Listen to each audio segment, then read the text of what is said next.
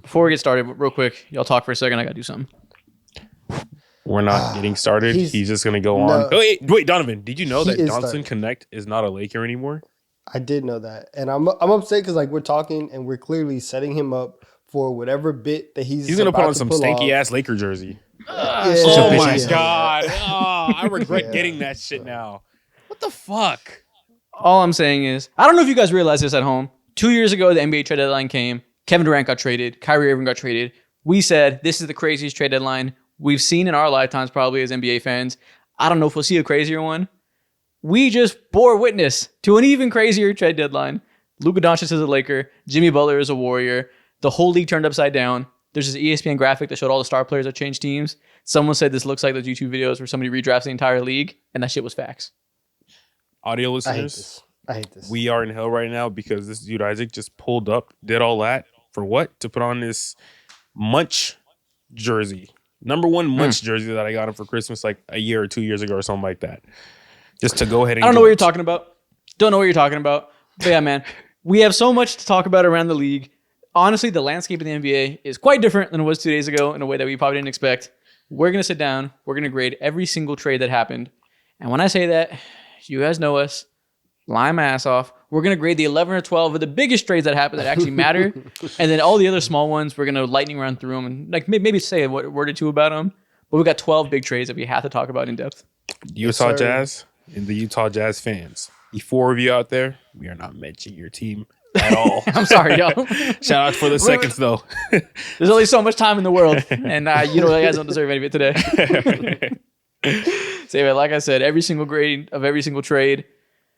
Let's jump straight into it. The cranium is crazy. Oh my god.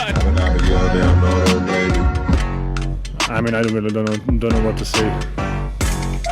Crayon eaters rejoice. All right, so I think we have to start off with the greatest trade of all time. We got to talk about the one that matters.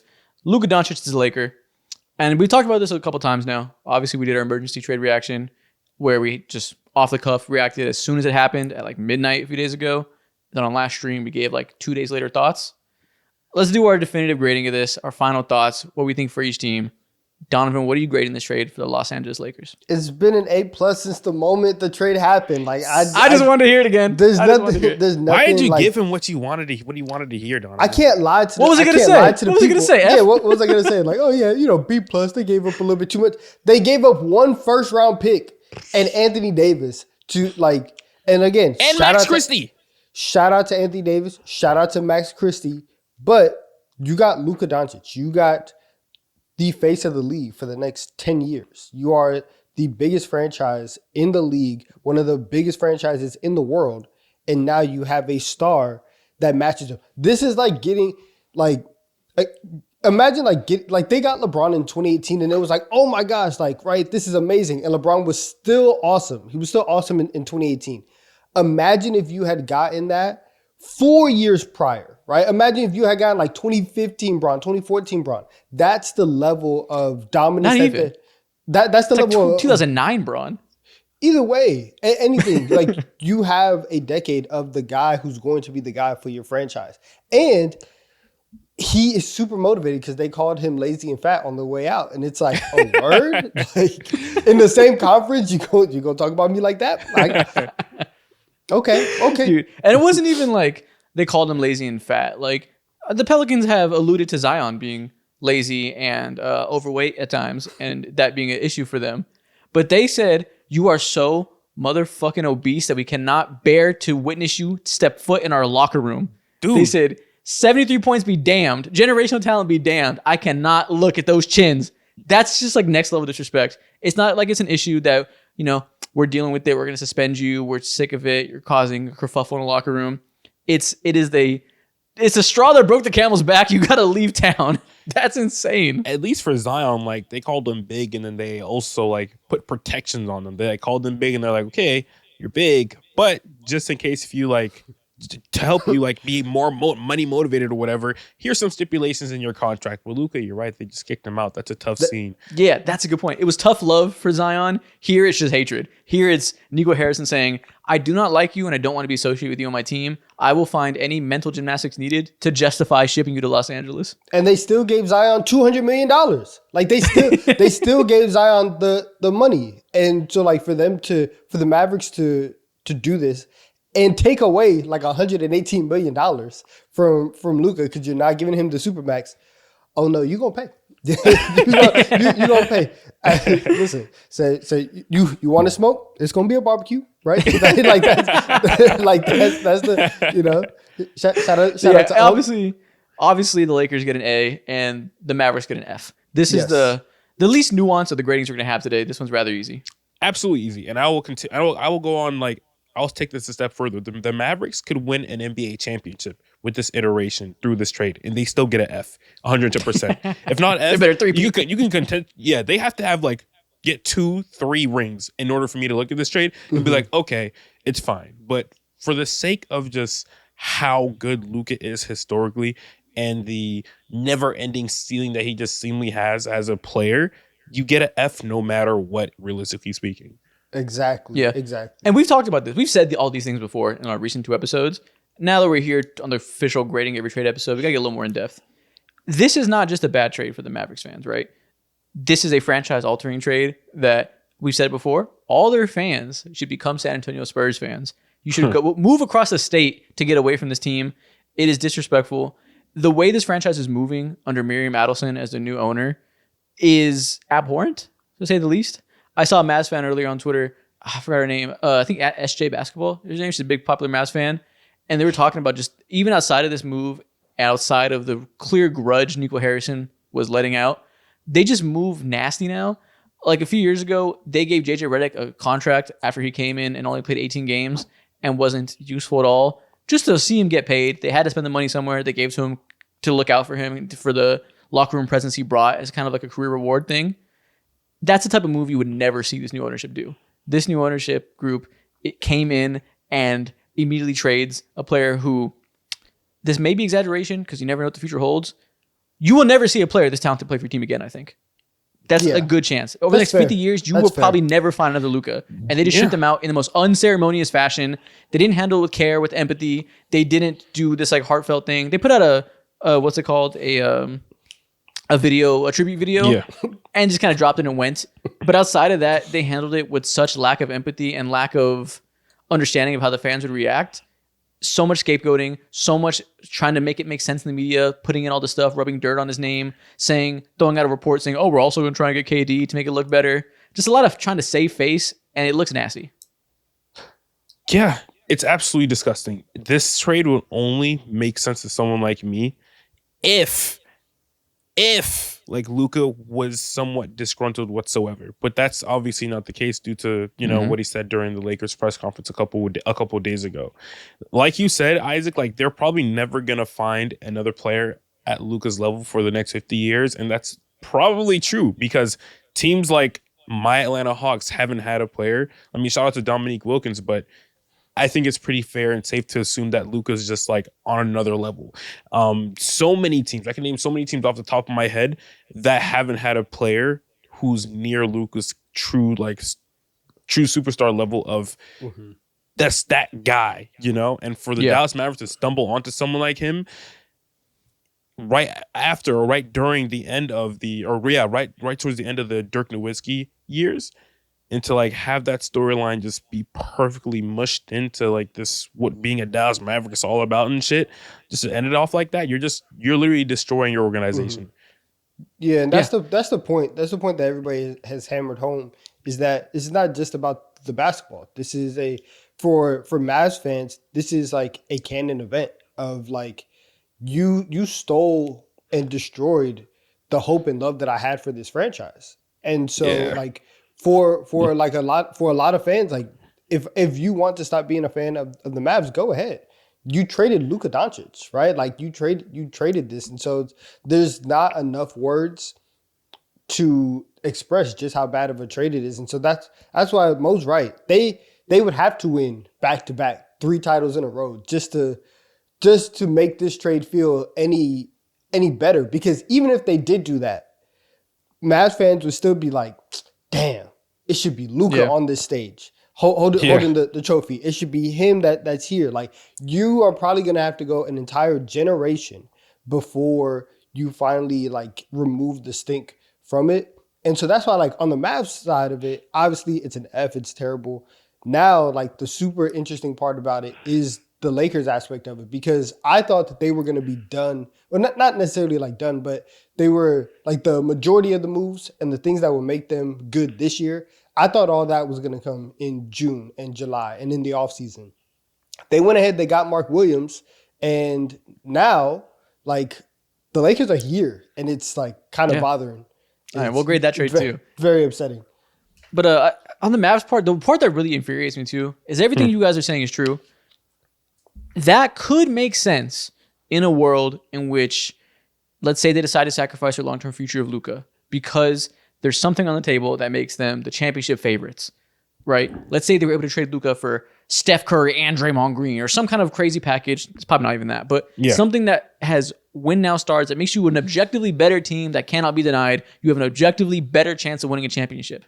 If that were to be the case, there would be some kind of silver lining. You're like, okay, they're just going all in now and they're deciding to mortgage their future for the now. So be it. It's still kind of dumb, but I guess there's some sort of logic that makes it not crazy. Mm-hmm. You have ESPN shills on TV saying that's the case. You got people saying they're a better team now. They're mortgaging for the win now future. That is straight up fucking ridiculous. If you think this team is better after this trade, they're better building around Anthony Davis and Kyrie Irving, 2 fantastic second options. Well, I guess AD can be your best player, but he's not a primary on-ball creator. And we know what Kyrie is at stage of his career. If you think that is a better, higher ceiling team, better chance of winning a title than having Luka Doncic, the 3rd best player in the world, with an elite sidekick, with 2 elite lob threats, with good wings around them, if you think your new version of that around Anthony Davis gives you a better chance of winning now, dude, you've either lost your fucking mind or you're lying and you're trying to find any reason to cope. They're on Nico Harrison type timing. They lost their fucking mind, bro. And right after this trade, they went, I think a day, 2 days later, they went ahead and just did another like dumber trade. Not dumber, actually. Thank God. But another dumb trade. They went ahead and let go of Quentin Grimes in exchange for Caleb Martin, I believe.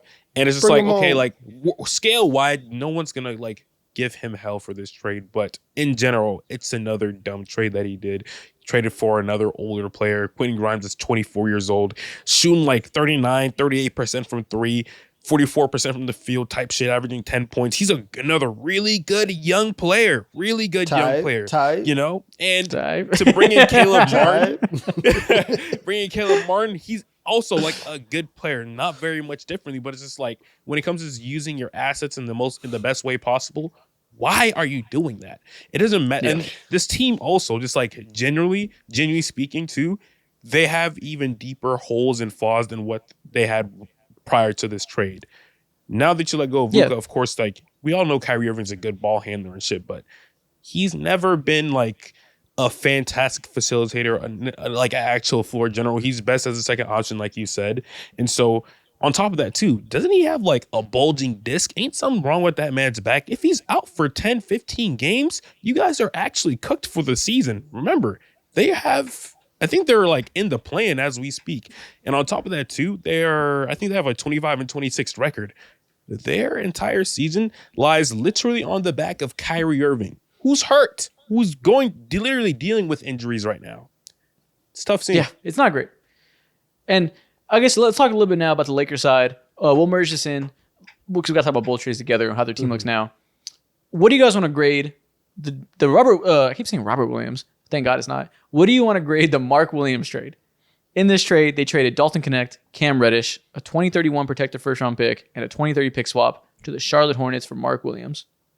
Also an A. I understand like the camp of people that are saying, "Oh, you gave up a lot for Mark Williams, especially because he's never really available like that." But also at the same time, you're fine. Like it's okay. It's a necessary risk. It's something that you have to go in and do if you're starting to build this team out around Luka. And one of the things, even like Luka aside, that we've been saying is like, you have to, maximize the window that you have LeBron. You've done that to the max. You have Luka Doncic now, and at whatever stage you feel that LeBron James is at, now you actually have your window's reopened. So you have to go out and get players that fit your roster right now. So going out and getting Mark Williams, that's going to help you more than whatever Dalton Connect could provide for you. That's going to help you more than whatever a 2031 pick could help for you. So I think it was necessary. I think they did a good job. And I think that the value is honestly straight on. I don't think that they overpaid or underpaid. It was just the price of Mark Williams. Yeah, I'll go B+. I think people on Twitter were immediately like, Robert Pelinka steals another young player. Why do these small market teams keep farming themselves, whoring themselves out to the Lakers and giving up these players for them to come and steal? Yeah. I don't think it's that. Mark Williams has played 30% of his NBA games. He is the most injury-prone player in the NBA among players that are very good, among centers that are very good. You cannot get more injury-prone than Mark Williams. So I'll give it a B+ for the Lakers because they gave up adequate value. And the only scary part is this is their all-in move. No more first-round picks left. All you got is 1 second-round pick and swaps available. Dalton Connect's gone. All you have left player-wise is contracts like Vanderbilt and Gabe, who aren't necessarily interesting, or maybe Rui, who might have value. You're full-on anchoring yourself to Mark Williams being your final move to build this core. And I think when he's healthy, having a starting lineup of Luka, Reeves, DFS, LeBron, Mark Williams is fucking filthy. The offensive value Mark Williams is going to have catching lobs next to Luka is outrageous. He's incredibly long, incredibly talented on the offensive boards. It'll be nasty, but that's a lot of risk. Having your main next only available player at the center position be this injury prone. Yeah, and there's a reason why he went for that price. Like the Charlotte Hornets aren't dumb. This new regime that they have isn't dumb. They've been making a whole lot of good moves as of late. But I will say they see Mark Williams. He's been hurt for so much, but when he actually plays, he does a lot of tantalizing stuff. His second jump, offense, rebound, and all that. The rebounding that he provides, and his ability to be a lob threat. Uber valuable. We all know this. They even know this. But they see him as a piece that isn't like untradeable, considered depending on the conversations that Rob Pelinka was having were offering that 2031 pick and offering also Dalton Connect, who can be a very good rotational piece, who can drop off like 12, 13 points probably on any given night. And so like that's a very fair asking price considering where he is as a player. Like I think the conversations around him they are polarizing as hell, and they deserve to be because his value isn't just like written, like they just didn't trade for someone like Nick Claxton or whatever. And I think this is the best all-in move that they could do right now. They're committing to not only like the years after, not only this year, but also like the years after LeBron.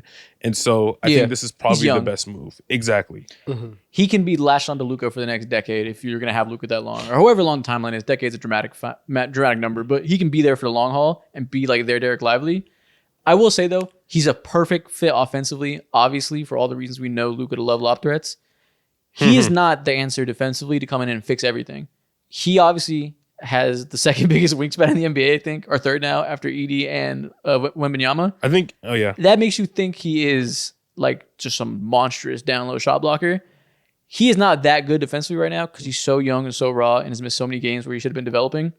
The team's defense is straight up worse than him on the court. 5.3 points per possession worse. And that's obviously a very simple number with avoiding context. But he's not a good post defender. His fundamentals are really bad. He leads the league in goaltends per 75 minutes. He loves to get up there and try to block a shot. Loves to be too late. Gets a lot of goaltends.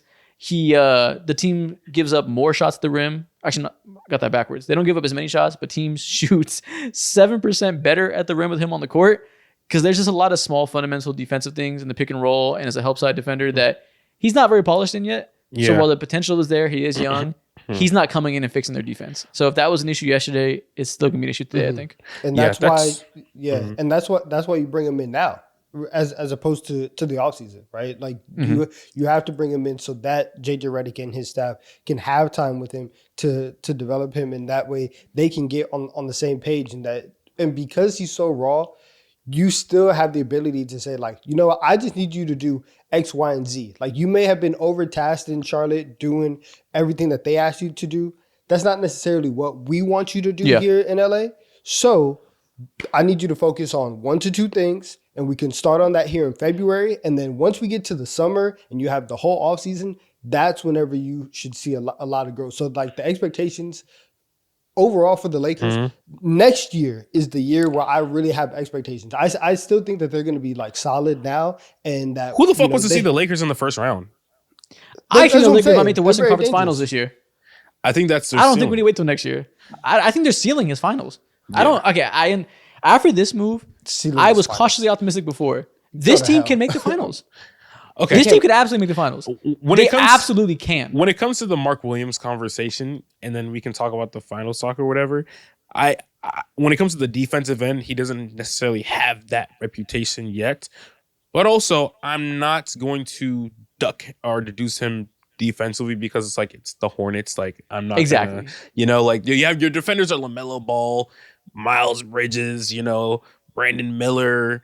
Like it's hard to go ahead PJ and Washington judge wasn't considered a good defender. PJ Washington was not looked at as a good defender when they traded him. And he came in and he changed the Mavericks defense. So situation is a lot, you're right. Yeah, exactly. But if he is who I think he could be, and the whole situation was just muddied, it's easy to not try hard or put in the effort when the four other dudes around you are not doing jack shit on defense. But if he goes over to that squad and shows actual life and pulse as a defender, then I'm looking at this team like as a fucking nightmare in the playoffs, and they could go ahead and just wreck everyone's expectations for the rest of the year. This team can make the finals. I'm not necessarily expecting them to beat the Thunder. To think it's not possible, I think, is over-indexing on the weaknesses and not realizing they just added Luka motherfucking Doncic, a top 3 player. Their offense with Luka and LeBron James is going to be out. It's going to be an amazing offense. There's no world in which it's not a great offense. You have 2 lob threats on this team now, Mark Williams and Jackson Hayes. That is precisely what Luka needs. That's probably about as good offensively as having Lively and Gafford. You have Luka. LeBron James is going to be much better in this role, I think. He was good this year. His numbers were decent, right? If you watch him on plays where he has to dribble the ball and create one-on-one and try to get by somebody in isolation, it looks gross. It looks like his hips don't work, and it's really hard for him to consistently blow by people. He's going to be much better being able to consistently set screens for Luka and attack 4-on-3 down low like Draymond Green, consistently operate from a place of maybe not having the best defender on you for the first time in your career as a main ball handler, just not having to do nearly as much. He can probably put more effort in on defense. He can focus more off the ball as a cutter, running in transition. He's too smart to not work off of Luka. Having Austin Reeves is a diet version of having Kyrie next to him, of having this secondary ball handler who can play off ball and on ball. They can have 2 good ball handlers at all times on the court. Their wing defenders are not that bad. They don't have a point of attack 2 guard anymore with Max Christie being gone, but they have DFS. They have Vando. They have Rui, who's been decent defensively on ball this year, just really bad off ball. They'll probably switch more now, which is good for Rui, I guess. Actually, no, he's pretty bad at switching. But either way, this team has their flaws. They will absolutely be a very, very good team. If they had a full season together, this is like a 52, 53 win team. Okay, so Easily. I'm not saying, yeah, that's fine. I'm not saying that that it's impossible, but I'm saying if they match up with the Thunder, what's the percentage of that you're giving them? Like, are you saying it's like a 50-50 split? No. It's hard I'll to give them favor the percentage Thunder. right now. Yeah, we got to see it. I think there's a Well, very real we world. got people saying, we out here saying that they can make the finals. So that's why I'm asking, like, what's your what's your percentage? There's a very real world where we look up to start the playoffs and I feel 50-50. But I'm not going to go that far yet just because we got to see it to go that far. This matchup is very match specific, right? Because the Thunder obviously have their interior issues and the lack of size, but the Lakers don't have a Shea answer at all. And the Thunder, they struggled with Luka last year. Obviously, they lost, but they have a lot of good defenders that I feel like with the Shea level up, with everything else leveling up, I think they have a decent enough roster to defend Luka. The only reason I hesitate is this Lakers team is really huge. 7-foot Mark Williams, who has a gigantic wingspan, LeBron James, DFS, Luka are all 6'7" to 6'9". Austin Reeves 6'5" is your smallest player. They have a huge size advantage. LeBron and Luka are going to be the best rebounding forward duo in the fucking league. That presents some issues for OKC.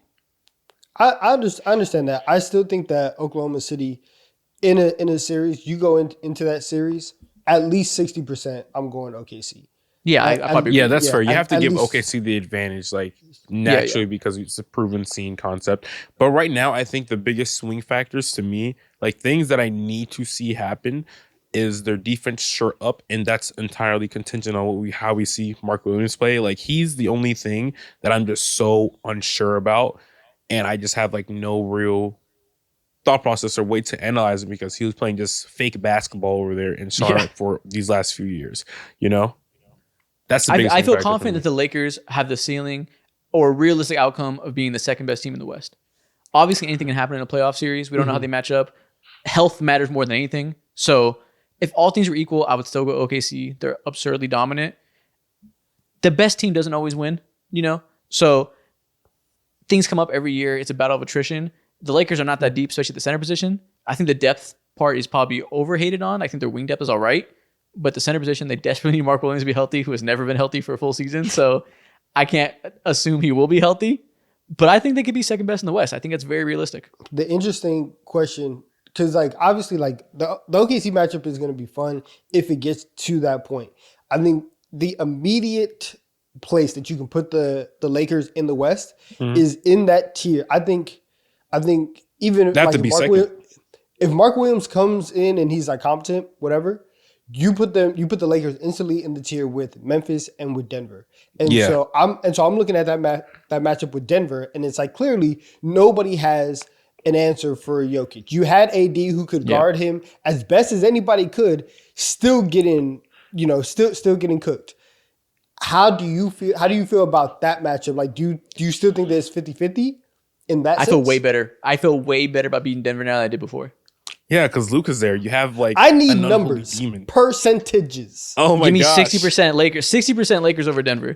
I think before they had no answer for Jokic, and a lot of their resources, the team were put into a Jokic defender in Anthony Davis. That was their biggest advantage, right? Is the defensive talents of AD, and those were rendered essentially useless against Jokic. Now their biggest talents is having ball handlers that can slut Jokic out because he does not have point of attack defenders to help him anymore. We're seeing a season in which Jokic's defensive reputation is at an all-time low. That's because he doesn't have KCP to help him out. He doesn't have nearly enough perimeter defenders to guard the ball handler, and they're just leaving Jokic out to die. And he's not a good enough defender to survive next to poor perimeter defenders. Having Luka and Austin Reeves to go at Jokic, and obviously LeBron James, that's a new advantage level that wasn't there before. So I feel probably a little bit better now. Yeah, like I think the problem for the Lakers is mainly their offense in the playoffs. They just, specifically against the Denver Nuggets, like they just didn't have the ability to go band for band. They would always consistently come up short because they got the D'Los of the world going fucking 1 for 9 from the 3-point line and shit. And Austin Reeves fighting for his life, going for 6 for 14. And you got 30-year-old LeBron James trying to do his best, and Anthony Davis is, expending most of his energy defensively, and what he's going to give you on offense is what he gives you on offense. But having these three trot down your throat on a consistent basis, LeBron, Luka, and Austin Reeves, alongside the DFSs of the world who can do something defensively, not just be completely cooked, is a different beast that the Denver Nuggets haven't seen before. Yeah. This might be aside of, I guess, Boston, this might be the best playoff offense in the NBA. Obviously, Luka is the best offensive guard in the NBA still. We'll see what he looks like, what kind of shape he's in, if he's 400 pounds or not. That decides a lot if he can stay healthy, if the cap doesn't fall off. LeBron is a second option as a tertiary playmaker, is going to move mountains. He's going to look so much better. LeBron will be one of the biggest benefactors of this trade, I think. Yeah. And how many third options out there right now are playing better than Austin Reeves offensively? How many teams have a better third ball handler to attack your third best defender? That's a big advantage. Yeah, I think Austin Reeves' growth and his, and not even growth, just like evolution, like that in itself has been a massive storyline for the Lakers this year. Okay. And then you have a lob threat and Mark Williams that fits perfectly. DFS corner stander that fits perfectly. Like, the offense will be batshit insane, I think. Y'all can go to hell. Y'all can go to hell. I'm talking about it and you're like, hold on, this team's amazing. Yeah. Like, I understand the haters. Nobody wants to root for the Lakers. Nobody wants to give it to them. Everyone wants to be like, but they traded away all their defense. They're actually worse. You're fucking insane if you think they're worse. That's also not true. That's also not true. Everybody wants to root for the Lakers. Everybody has been a Lakers bandwagon fan for the last 7 years. So, like, sure, but the haters equal the fans. You know what I mean? No, it's not. I'm not gonna give you. You just got Luka Doncic. I'm not gonna give you the nobody believes in us, nobody likes us. No. I'm not gonna let you take that. No. I'm not saying nobody believes in us. Nobody wants to believe in us. So you guys are creating fake demons in your head that convince yourselves that the Lakers are going to suck. You know they won't, but you're like, but the point of attack defense, but the rim protection of Anthony Davis is gone. Trying to manufacture a reason to believe they won't be fantastic. That's the only thing that I actually think is real. And like, if you get into a series with the Nuggets, that's the only thing that at this point I'm like, you know what?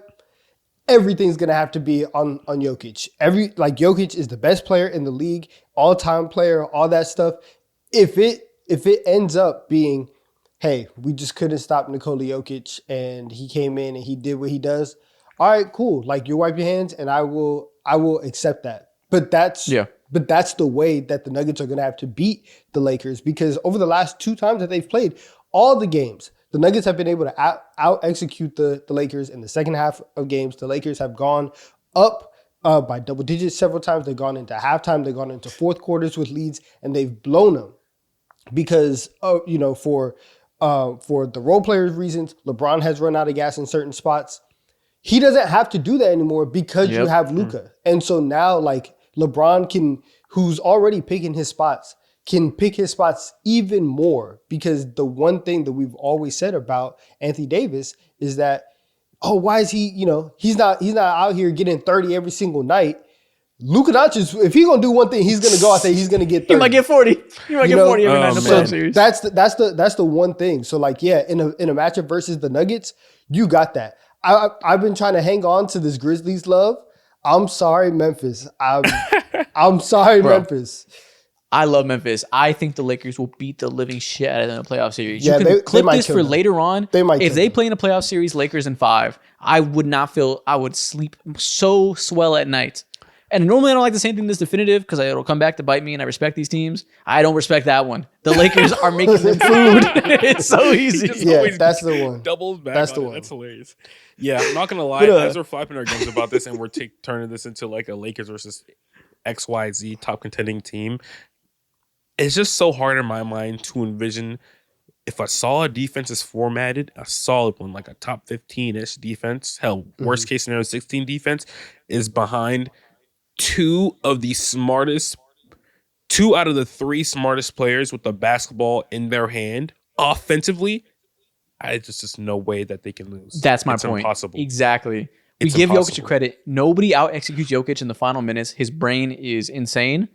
They have 2 players with brains just as insane or even close. And Austin Reeves' brain is pretty fucking good himself. At that, as your 3rd best creator is crazy. And then you have the role players to fit perfectly.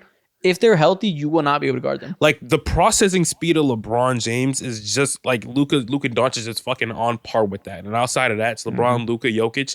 Outside of that, everyone else is in their own stratosphere. To have 2 of the guys, two guys like that on the same team and have working parts, proven players like Austin Reeves and DFS, and you have to see what Mark Williams gives you, is just so hard to like I can envision LeBron and Luka bullying the fuck and exposing the living shit out of guys like J-Dub. I love J-Dub, but like, there's only so much force and pressure that you can do as a second option.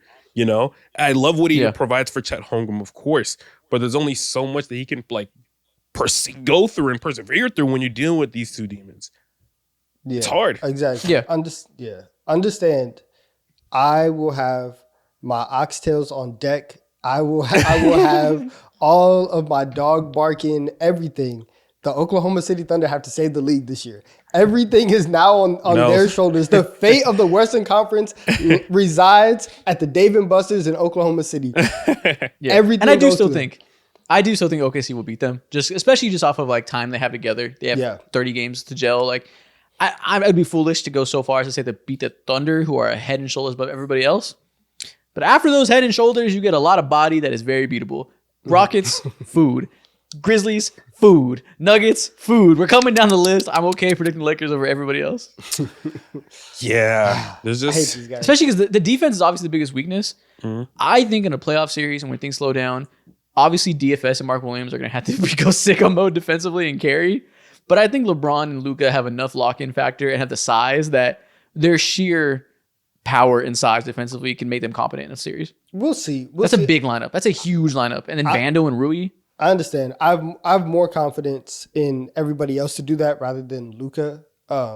Yeah. Well, Luka's had his times. We've said times before where he's played better defensively, and now his offensive load doesn't got to be as high next to LeBron and Reeves. He's motivated. He's called fat. He's called a bad defender. I can see a world where he's fine. And the size, kind of like the positional size, makes a difference. We'll see.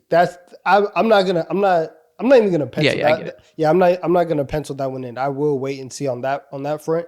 But everything else that you're saying is right. The Lakers are right now like back into the not the inner circle, but they're up there, right? They're climbing up the pyramid of title contenders.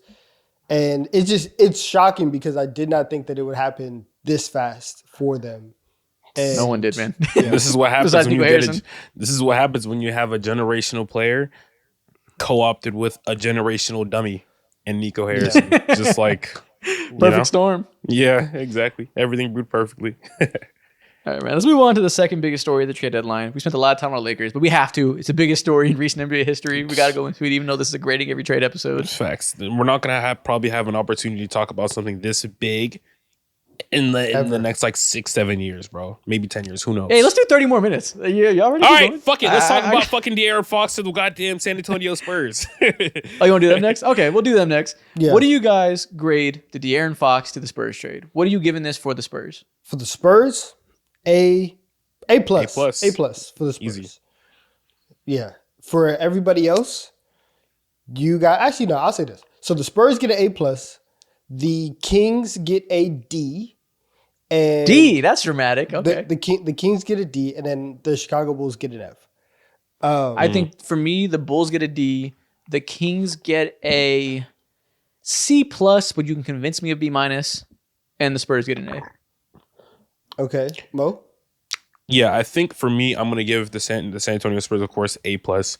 The Kings, the cards that they were dealt with, and having all these players commit to their roster, they just can't like flat out like start a rebuild just yet because they have all these players in their prime, and there's not necessarily markets for guys like Domantas Sabonis to be traded, Malik Monk, Debo, and all that. So I think I'm gonna go ahead and give them a C for what they did. They have to have a contending level team, quote unquote, for their standards. So I think I'm gonna give them a C. And then the Bulls, I think we said it earlier on a BR stream. They're for the community, doing community things. How I see the San Antonio Spurs or the Chicago Bulls, I view them as the same ranking in like society as like public bathrooms, as like porta potties. we see them, they're there. No one prefers to go there, but they come in useful, very clutch, Just go in there. You think about it, the Bulls are and get the fuck out of basically there. the Bulls are basically Social Security. Everybody has to watch them because they're part of the NBA. Nobody likes it. You got to pay your due. Nobody likes to see the money come out, but it's an important part of society. It's very important to take care of your elders, take care of those in need when they come around. As a functioning society, you need to look out for your fellow man. As a Bulls fan, your place in the world is to make every team better. Nobody looks to you to be interesting. Nobody looks to you to be smart, to be competent, to be a pillar of positivity for your fans. That's never an expectation. Exactly. Your role in this ecosystem is to make everybody else better, and you suffer. You basically die on the cross for everybody else to have a good life as an NBA fan. And you know what? That sounds like they deserve an A plus for playing their role in this trade. I'm giving them an A. You're spitting. You're right. So the simplest part of this is De'Aaron Fox is now a member of the Sacramento Spurs. What the fuck? He's now a member of the San Antonio Spurs. Mm-hmm. We expected this. We wanted this in some regard. Me and Donovan had a disagreement on the urgency in which the Spurs needed to do this. They ended up being able to do it without giving up Devin Vassell, without giving up Stephen Castle, without giving up any of the Hawks picks, without giving up their own pick this year, without giving up many of their future picks at all. All they gave up is the 2027 first-round pick, their 2031 pick from the Minnesota Timberwolves, and then a couple fake-ass picks. They gave away the Charlotte Hornets pick this year that was top 14 protected. That's essentially 2 second-round picks.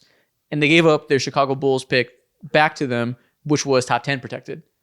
That is not much at all to get an all-star caliber player into the team right now. You're immediately better. You're immediately maximizing the Wemby era as much as you can right away. That's obviously a good deal, right? Yes, that's why that's why they get an A plus. And so like you look at the landscape, and so like the two biggest trades for me were obviously like Luka trade and then just because of the ripple effects, the De'Aaron trade. Yes. And in those two trades, the thing that stands out to me is that the rich get richer and the dumb get dumber. Because the Lakers and Spurs, like obviously the Lakers get everybody that they want. And every single generation, they get the guy. The Spurs are one of the better organizations in the league. They do things the right way. And look at that.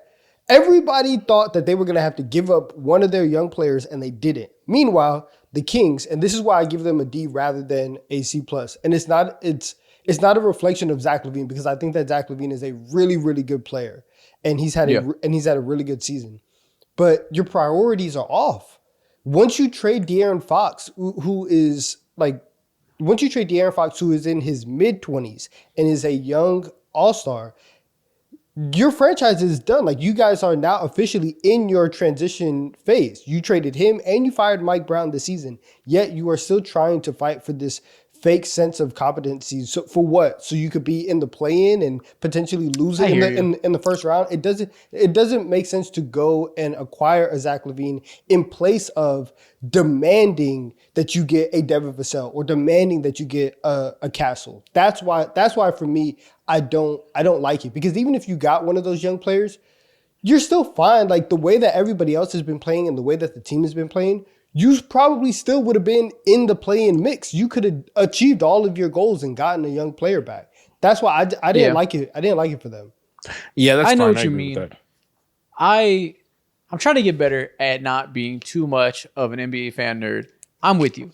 We always say, never be mediocre, never build from the middle. If you're going to be mid, tear it down. And we're right? That's like objectively smart in the NBA. I'm trying to come to understanding that some of these small market teams can't be graded on the level of being smart. I said this on the Project 94 episode that came out today. We have to apply a King's tax in how we view this. This is a team that does not seek the smartest move. They seek the middest move. That is their MO. They have an objective, and that is to be competitive, which means in realistic terms to be average and be mid. Because if you're going for competitiveness every single year and not willing to take your lumps, you're going to end up being mid, because you have to put in the work to get really good. I know it's what they want. I can't pretend they should go into it expecting otherwise, because I would just be expecting them to be smart when they're not. And they want to be competitive. They don't want to tear it down. That's not realistic. If that's the goal and Fox wants to leave, you can do a lot worse than replacing him with Zach LaVine, who is a fantastic fit next to Sabonis, a fantastic fit next to Malik Monk, who they're really empowering to essentially be their starting point guard, and he deserves it. He has a 99th percentile assist percentage for a wing. He needs to be empowered to be the true point guard. LaVine is a great off-ball player to play next to them. He's a fantastic shooter. He's having a crazy off-the-dribble shooting year, which is what they need. He doesn't fix their issues at all. He doesn't make their rim defense good, doesn't make their three-point volume good, doesn't make their three-point defense good, doesn't make their rebounding good, doesn't make a lot of things good that suck. So I'm not giving them an A because he doesn't fix shit, but he makes them just as good as they were before, and that's really hard to do when you trade your all-star. Yeah, I like that line of thinking. It's just like, although like we all want to see all teams should be in it to win and blah, blah, blah, blah, blah, but everyone has to like look in the mirror and know who they are and just come to realistic terms with their identity and what their place is in this world. And the Sacramento Kings right now, like their job is just to entertain all those fans as much as possible around a Domantas Sabonis-centric team. And right now they've, again, continuously done as much as they possibly could to empower him just to go off and go dummy and put up those stats and entertain fans as much as possible. This team's not set up to win. This team's not set up to go ahead and like win a first round playoff series. This team's also not set up to suck whatsoever. Like with the cards that are dealt and given, like this is what you have to do. And I think they've did as best as they possibly could. I think it would be kind of not necessarily dumb to hold on to De'Aaron Fox until the offseason. But if like the market is bleak out there because teams would rather wait, then go ahead and just peel it off and get a max level player like Zach LaVine already. But if this was was the case, I think like leaning into like NBA nerd think, that would be like, okay, like just get all the picks that you can, right? Like that would be the thing. Not getting a player that you can identify and do stuff, like that's the part where it's kind of weird. And it's like, if this was going to be the haul, De'Aaron Fox is under contract for another year and a half. You're just not gonna get traded. Like, we're just not gonna do that, and we will talk about it at a later date. But I've like, if this is the best that it is, no, you're gonna come back here. We're gonna be mid, and everyone's gonna like it, and that's what I say. Like, it's just gonna have to roll like that. So I really don't I think I like Zach LaVine more than you do. I would rather have Zach LaVine than Vassell. For what? For two, any 3 years?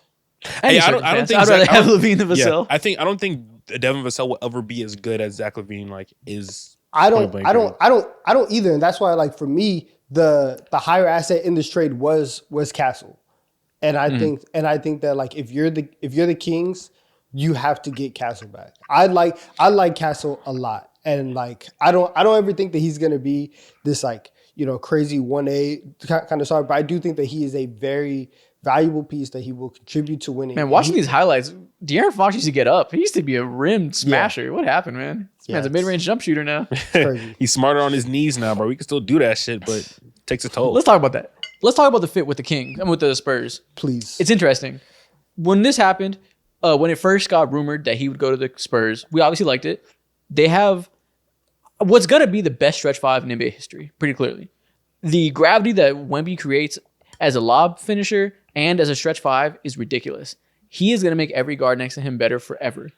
And even if he's not the shooter that Cat is or the shooter that Dirk was, the sheer size of him, you know how hard it is to contest his jumper? You have to close out so tough to try to get his hand in his face because he's so tall that I think he'll always have more shooting gravity than anybody else. So with that being said, a slashing point guard sounds like the coolest shit in the world to pair with him, right? That makes all the sense in the world. I was arguing with someone on Twitter because some people were saying that Fox is actually a bad fit with Wemby. And I understand their line of thinking because the Fox that was around 2 years ago and made an all-star leap is not here today. He shot 77% from three that year and 29% of his shots came at the rim. Now he shoots 68%. I said three tonight. You said 77% from three. That nigga was a 77%, 77% at the rim and 29% of his shots came at the rim. Mm-hmm. Yeah. That's like Shea. The volume's a little bit lower, but that's like Shea efficiency. Now it's like 67% at the rim, and he shoots a lot less there in favor of a lot more jump shots. So that downhill gravity isn't quite what it once was. So that makes him a little bit less of a good of a fit because he's more of a mid-range player, which isn't the natural fit with Wemby. And as a passer, he's not Chris Paul. You know, he's not Trae Young. He's not the natural lob thrower. He's really more of a drive and kick passer. So some people say he's not the ideal point guard to pair with Wemby for those reasons.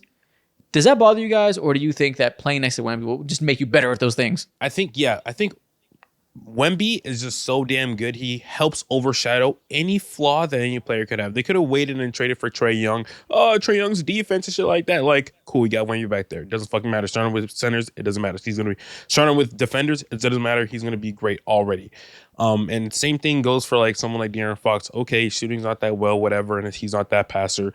Doesn't matter if the shooting isn't that well because Wemby looks like he's going to turn into that level of shooters. And if you insert a certain amount of three-point shooters around De'Aaron Fox in that starting lineup, you will be just fine.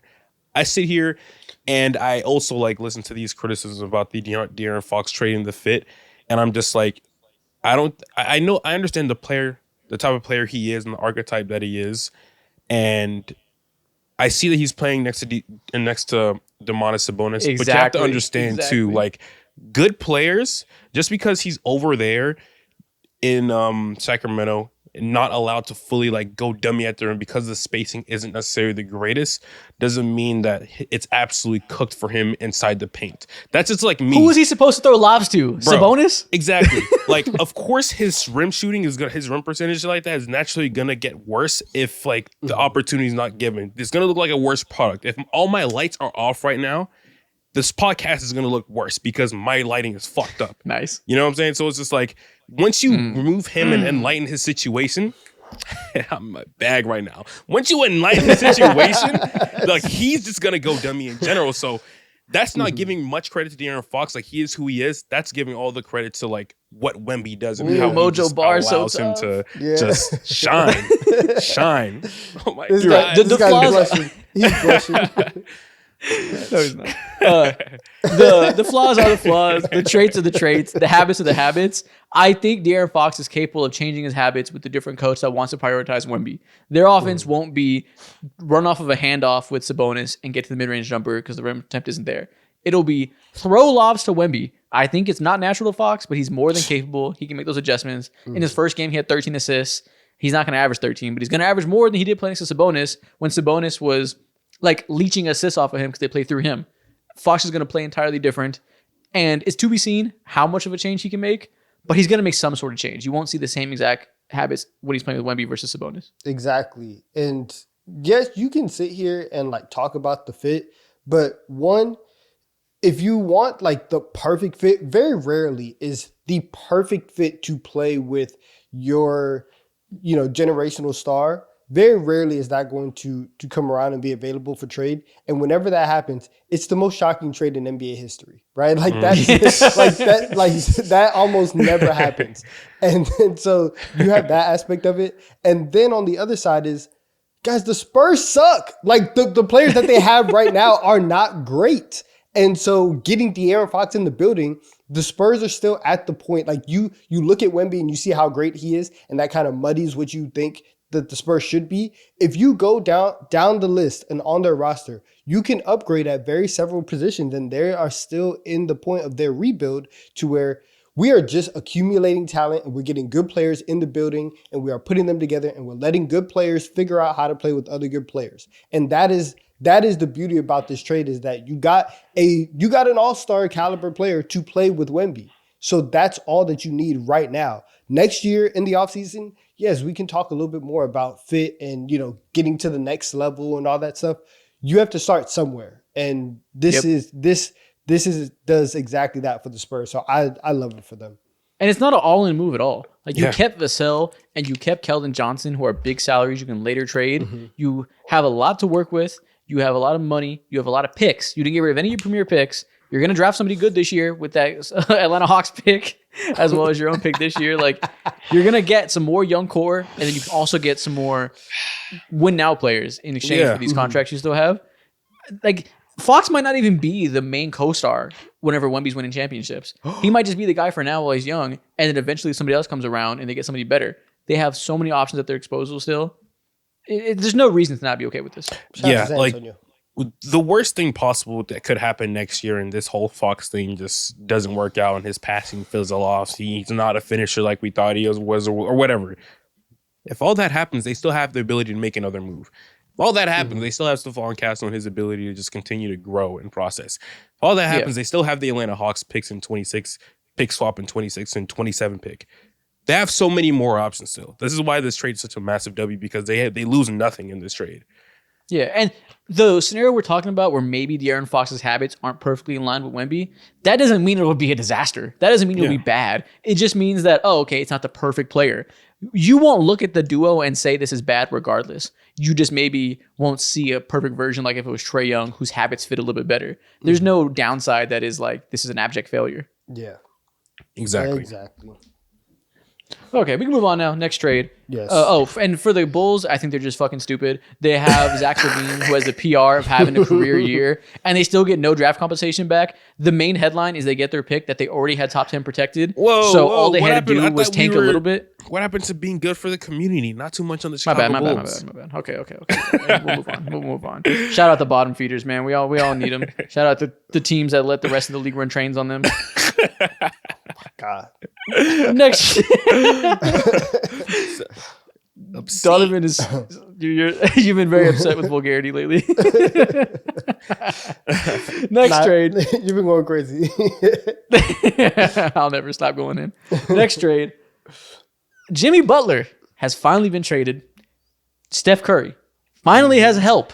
Double whammy. Jimmy Butler is a member of the Golden State Warriors. He was traded for Andrew Wiggins, Dennis Schroeder, Kyle Anderson, and a protected first-round pick.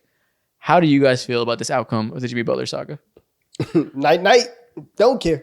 It's still sleeping. What? Yes, I'm still sleeping on the Warriors. I don't think that it's a good move. It is a good move. You were able to get B+. You were able to get some more talent in the door. You are more interesting now. Your ceiling is probably a little bit higher, whatever that means, and it gives you a second chance at competency in it. And you are now able. Like, I actually have some real faith that the Warriors are going to get into the play-in. It might make some noise in the play-in tournament. Whereas, whereas before this, I did not feel like that at all. I thought that the Warriors were going to go out extremely sad, and you were going to have another year, probably the last year of all-star, like legitimate all-star Steph Curry, like great Steph Curry, whatever, the last year that wasted. And now you have at least a different look. You changed it up. So it's about a B+ for me. I'll go B+ too. I think that's a good grade. It's not A, it's not earth shattering, but it's a very good move. I think they're meaningfully better. Yeah. Whether that amounts to anything, I don't know, but they're better. Yeah, I agree. I think I damn near want to give this like a B+. I think in general, like the conversation about the Warriors just sucks because everyone knows the inevitable. They're not championship contenders. They're not on Lakers, Memphis Grizzlies, or OKC timing whatsoever. They're far from that. But in terms of just being better, not being in the same conversations as the Phoenix Suns, they shouldn't be. I think they're meaningfully better than the Phoenix Suns in this conversation. And so with that, I think I'd go ahead and give them like a B+, maybe B, I don't know. And I want to give them that grade also because they still have Jonathan Kuminga, who's one of the more valuable assets. And similar to like the San Antonio Spurs, they didn't give up a super valuable asset. Now, Kuminga's Kuminga. I don't know what they're going to be able to get for him, but that is an asset that other teams would give up some things for. Now, great. Looking at this on-court product, I still have no idea how Kuminga's going to be able to thrive because, again, like there are just too many not similarities, but just the player archetype for Kuminga is not set up to be successful still, even with Jimmy Butler, especially with Jimmy Butler coming into this team. I kind of like it for Kuminga. Really? So we've been talking about the problem coming into the season was the fit with Kuminga wasn't good because in order to maximize him, you need a stretch five, and they don't have a stretch five. So in order to get one, you got to put Draymond at center, who has been a pretty good shooter this year. But if you do that, you get him out of his natural comfort zone of playing next to a traditional big man. So it's either you take away Draymond Green's comfort zone or take away Kuminga's comfort zone, and that's just a zero-sum game. Jimmy Butler fits everything they want to do, I think. I think you lose some defensive value from Andrew Wiggins, who is just younger, more intense, able to provide more play-by-play wing stopper value. But we know Jimmy Butler's still a good defender, right? If he's locking in the playoff series, he's not going to sink your defense going from Andrew Wiggins to Jimmy Butler. You'll be fine, I think. They obviously need a ball handler, right? They need someone that when you double team Steph Curry, there's passing talent around him to be able to give him a release valve so they can't just full on sell out on him. Jimmy Butler and Draymond Green being able to be the two players in a 4-on-5 situation, that's enough passing talent. Jimmy Butler is a very good playmaker. He can handle lineups when Steph Curry sits, being an isolation scorer. I think he has more scoring juice left than he showed. And in a starting lineup in the playoff series, I think you're going to start Kuminga at the 4 and Draymond at the 5. Jimmy Butler is a good enough shooter that he's not killing your spacing. I think having a little more defensive intensity there in playmaking lets you get away with Draymond at the 5 more. So that allows Kuminga to be in a situation that's better for him. An extra playmaker to set him up. Kuminga's a pretty good shooter this year. Great slasher to play off of another ball handler that creates attention. Kuminga's going to be a good play finisher next to him, I think. Yeah. I don't know. The spacing is the thing that really worries me, and that's why I'm like, I don't know how this works out for Kuminga and his ability to just like show that he can do positive things on the court, because Jimmy Butler over the last few years, specifically like the last 3 years, he's a lower volume 3-point shooter than Draymond Green. Over the last few years, he attempts like 1.5 to 2 3-pointers a game. This is not like 2019, 2021 Jimmy Butler that we're used to seeing like 3-4 threes a game. He's just getting these easy, like off the dribble 3-pointers. Now, maybe like his game is just naturally evolved and he can like just divert straight back to that. He's still like a good free throw shooter. So I'd assume that he just prefers to play a lower or a less taxing style of basketball. And maybe that'll just all shift in what I'm saying just withers away as time goes on. But right now with the Jimmy Butler that I've seen over the last few years, I see real spacing issues between the three. I know that Steph Curry is like the greatest 3-point shooter of all time, and they have Buddy Hield, I guess, for whatever that means. But how is this going to how are they going to go through and withstand having 3 guys who are not well-respected 3-point shooters in the league starting the playoffs? I get why you say that. A real part of their team. I get why you say that. The Warriors are not a typical offense, though. Spacing is never an issue for the Warriors. Offense is hardly an issue for the Warriors. Like even when they're at their worst, they still have a decent enough offensive rating because their system around Steph Curry does make spacing less of a big deal. Just how they naturally play with these off-screen looks and the gravity that's created by all the movement. They're going to create open threes regardless. And yes, Jimmy Butler has to take more. I think he will in this system that's asking him to take more. And even if he doesn't, ball handling is a much bigger limiter for this team than 3-point shooting is. Because they're going to create looks and they're also going to create cuts nonstop with their movement. They're going to create looks down low. It's about having enough ball handlers that can take those off-screen looks and make something happen going downhill. And passers, that's their biggest issue right now. Shooting isn't that big of an issue. They were Andrew Wiggins isn't. He's a good shooter. He's not Klay Thompson. They're not slotting Jimmy Butler into the role of somebody who's firing off crazy contested threes and creating crazy gravity. I understand your concern. I think for the Warriors specifically, it's perfectly doable. Yeah, and I think that for them, obviously, like you're not going to fix every single issue that you have in one move, and so the biggest thing for them was, I think, is the creation and it is the playmaking from Jimmy, because we haven't seen them, because like we haven't seen the Warriors really ever, maybe in like 2021, where it was just Steph and nobody else. And like Steph was still at a point in his career where he could go out and do a lot of stuff for other people. He won scoring title, all that stuff. But even throughout their runs, like you had KD there. Iggy was there to handle the ball. Even later, like Jordan Poole came up and he can handle the ball as well. Now that Poole's gone, now that Iggy's gone, obviously KD hasn't been there in a while. That level of like, hey Steph, you go do what you do over here, and we can have some action on this side as well. That aspect is now here again, and so I think like that dynamic in their offense, it should make them a little bit more interesting, and it should make them a little bit better offensively, to where you can start overcoming these humps and these gaps that they've fallen into. We're also ignoring the elephant in the room. What's probably the most significant factor of this trade, the factor that will probably contribute to the most wins and the most future championships, they have unlimited dog now. Not only do you got one Rottweiler and Draymond Green, you got two. You got the Rottweiler, you got the Basset Hound. Jimmy and Draymond are insane. Having both of them together, I'm joking about it like being a huge impact on winning, but this team needs that. This team needs energy, man. They've been defeated for a long time this season. Every time their players talk to the media, every time their coach talks to the media, their GM, it's desolate. They need a spark, and whether that spark leads to a forest fire and the entire organization burning down, or it leads to a run, Jimmy Butler will light a fucking spark. I guarantee it. That sounds like a dream come true, but also a nightmare within the same sleep at night. I envision a world in where like him having that spark can do some things for Kuminga. He's just gonna turn around and yell at Pods, tell him he's a bum ass or whatever the fucking Pod just snaps it together and shoots 38% from three, whatever it is. Like I see a world and that happening. If that's the case, and like my point still stands. I'm still giving this trade like a B+. Now my question to you guys is like, what is this team ceiling now? Like, what's the absolute best that it could get? We all know it's better, but how good is it? They can win one playoff series. They could be the 5th or 6th best team in the West if it goes perfectly. Yeah, maybe fourth. If ceiling, fourth. If everything goes right for this team, they could get up there and they can win one playoff series, and that's about it.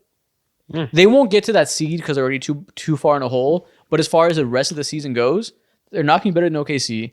They won't be better than the Lakers, I think. Grizzlies probably not. Nuggets probably not. The Rockets, I'll give them credit.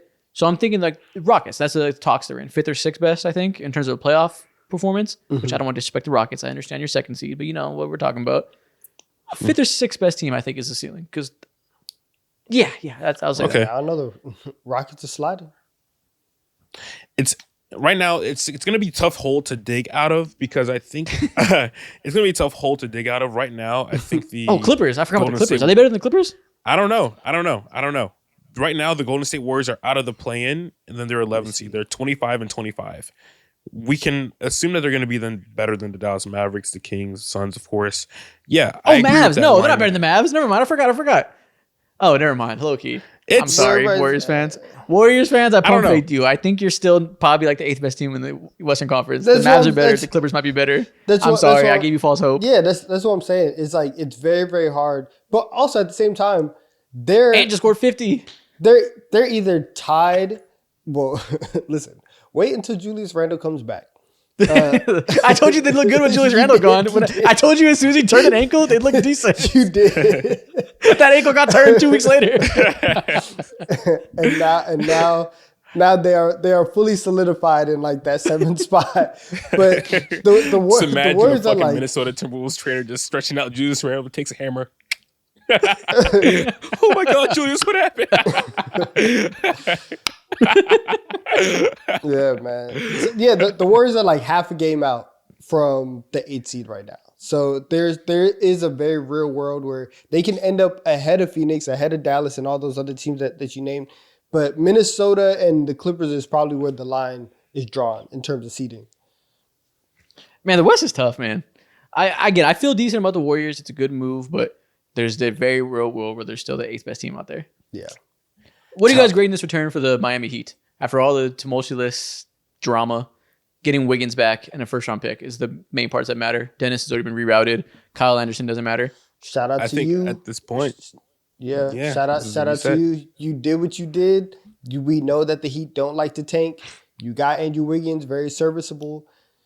And also you traded for Davion Mitchell. So you got yourself two, good defenders on this team to pair along with Tyler Hero and Bam and Ware and them boys. So getting back to your roots. And Yeah. at I least think Andrew it's just Wiggins over, which is fine. Like that's the big thing. That's great. I think they need a humongous cultural reset, and they need to get back to what they know. Andrew Wiggins is one of the best players at shutting the fuck up and just getting in, doing his job, defending, shooting threes. You know what I'm saying? He's real good at shutting up. yeah, and that's what this team. His ass does not be yapping. They don't like loud personalities. Is what I'm getting towards right now. They don't like guys who are OD vocal like LeBron and shit like that. They just want you to come in, do your job, get the fuck home. And Andrew Wiggins does that. You're saying Pat Riley wants his players to shut up? No, I knew you were gonna say that. No, that's what I'm saying. Yeah. No, Yeah, you kind of what you said. no, it's kind of what you said. He's literally just a simple 3-and-D player. He's one of the better ones in the league. And so, with that being said, this is just a Fall in good line. trade to. Play work. role. Yeah. No, you're right. Wiggins naturally fits anywhere. Yeah. They need to move past this, empower Tyler Hero to be the main offensive player, get Bam back on track, who's up and down, but having some more ups lately. See what Ware has. Wiggins fits into this new vision perfectly fine. I'll give him a B. It's a decent enough return. You didn't have there is no world in which you're getting an A type of return because Jimmy Butler nuked his value. So they did what they could. Yeah, dude, Jimmy Butler is a goddamn mercenary. Anytime that he wants to get traded, he makes himself the most unappealing, unappetizing option out there by clamoring, screaming, just having a full out just tantrum. And he played worse too. So now everyone's questioning him. Isn't it crazy that they were one Kevin Durant phone call away from getting Kevin Durant? If Kevin Durant was okay with being a Warrior, he would be a Warrior today. That's something we should talk about right now. The Phoenix Suns, they did absolutely nothing. And it's so interesting. No, they didn't do nothing. They didn't do nothing. Oh, shit. I forget. You're right. They did go in. We have way bigger. I feel it disrespectful to the trades that matter to talk about the Suns right now. Yusuf Nurkic. But it is funny. It is funny that Kevin Durant could have been a Warrior and said, "Nah, I'm good. Draymond's still there. I'll stay here." And you know what? That just I speaks respect volumes. it. I respect it. Why? Yeah, carry that beef to the grave. Yeah, do that. We need a documentary in 30 years. The same way that Michael Jordan and Isaiah Thomas hate each other. Let's bring real hate back. Draymond Green and Kevin Durant. Beef for life. I love it. But it's not a fun next beef, though. trade. It's not fun. Is it? I mean it was the quite Suns dramatic suck. in the moment. The Suns suck, so it's not fun. It's doesn't- funny that it doesn't matter. I mean, it's very funny that the Warriors could have had a superstar come back home and they couldn't because he hates the other co-star so much. That's fun. I like that a lot. See, this is what tears down the goddamn black community, Isaac. And I don't expect I don't expect someone like you to understand that. This is what tears us apart. This is what the government Call me really J. Edgar wants. Hoover. God damn. He said, "I'm the problem. I'm J. Edgar Hoover. I'm ruining the community." As brothers, we need to stick together. We need to just stop all this goddamn separation. This is what they want us to do. Argue. God damn. And now's the time to talk about it. It is February. Let's get into it, right? Exactly. All right, my next trade. Brandon Ingram is a member of the Toronto Raptors. He was traded for Bruce Brown, Kelly Olynyk, 1 first-round pick, and 1 second-round pick. This is after a bidding war that was going on over the last day of the trade deadline between the Atlanta Hawks and the Toronto Raptors. Mo, I just want to know how it feels to once again be a loser. Oh, man. At times like this where I sit down and try to think of, funny comebacks, stabs, jabs, and all that, I just simply can't because I look at your team. You got my GOAT. You got Luka. Can't say shit. And I'm just stuck with looking at someone like Clint Capella in the face at the trade deadline. Looking at all the players who I wanted, seeing Trey and looking at him be so upset. What really set this off and what genuinely like switched the entire like storyline for the Atlanta Hawks now is seeing what happened over there in San Antonio. And then on top of that too, like the Toronto Raptors were really like shut the door, closed with that Brandon Ingram trade. The main need for this Atlanta Hawks team right now is fucking playmaking. Guys who can do shit with the ball in their hands. We went ahead and traded away DeAndre Hunter. We could talk about that trade whenever the case is, but DeAndre Hunter is having a very good season. A lot of people tend to forget though, like he was league-wide viewed as like a bad contract. He has had major inconsistencies. You look at him as a big wing, someone who can, your traditional 3-and-D player, and this season he's shown that he can be that once he's coming off of the bench. I made a mistake. What is it? I asked you about the Hawks. I don't care. Anyways, on back to my point. Let me go ahead and let this podcast be my journal for 2 seconds. Once this trade Man, just I'm just fucking messing happened, with you. I'm gonna cry. Please leave me alone right now.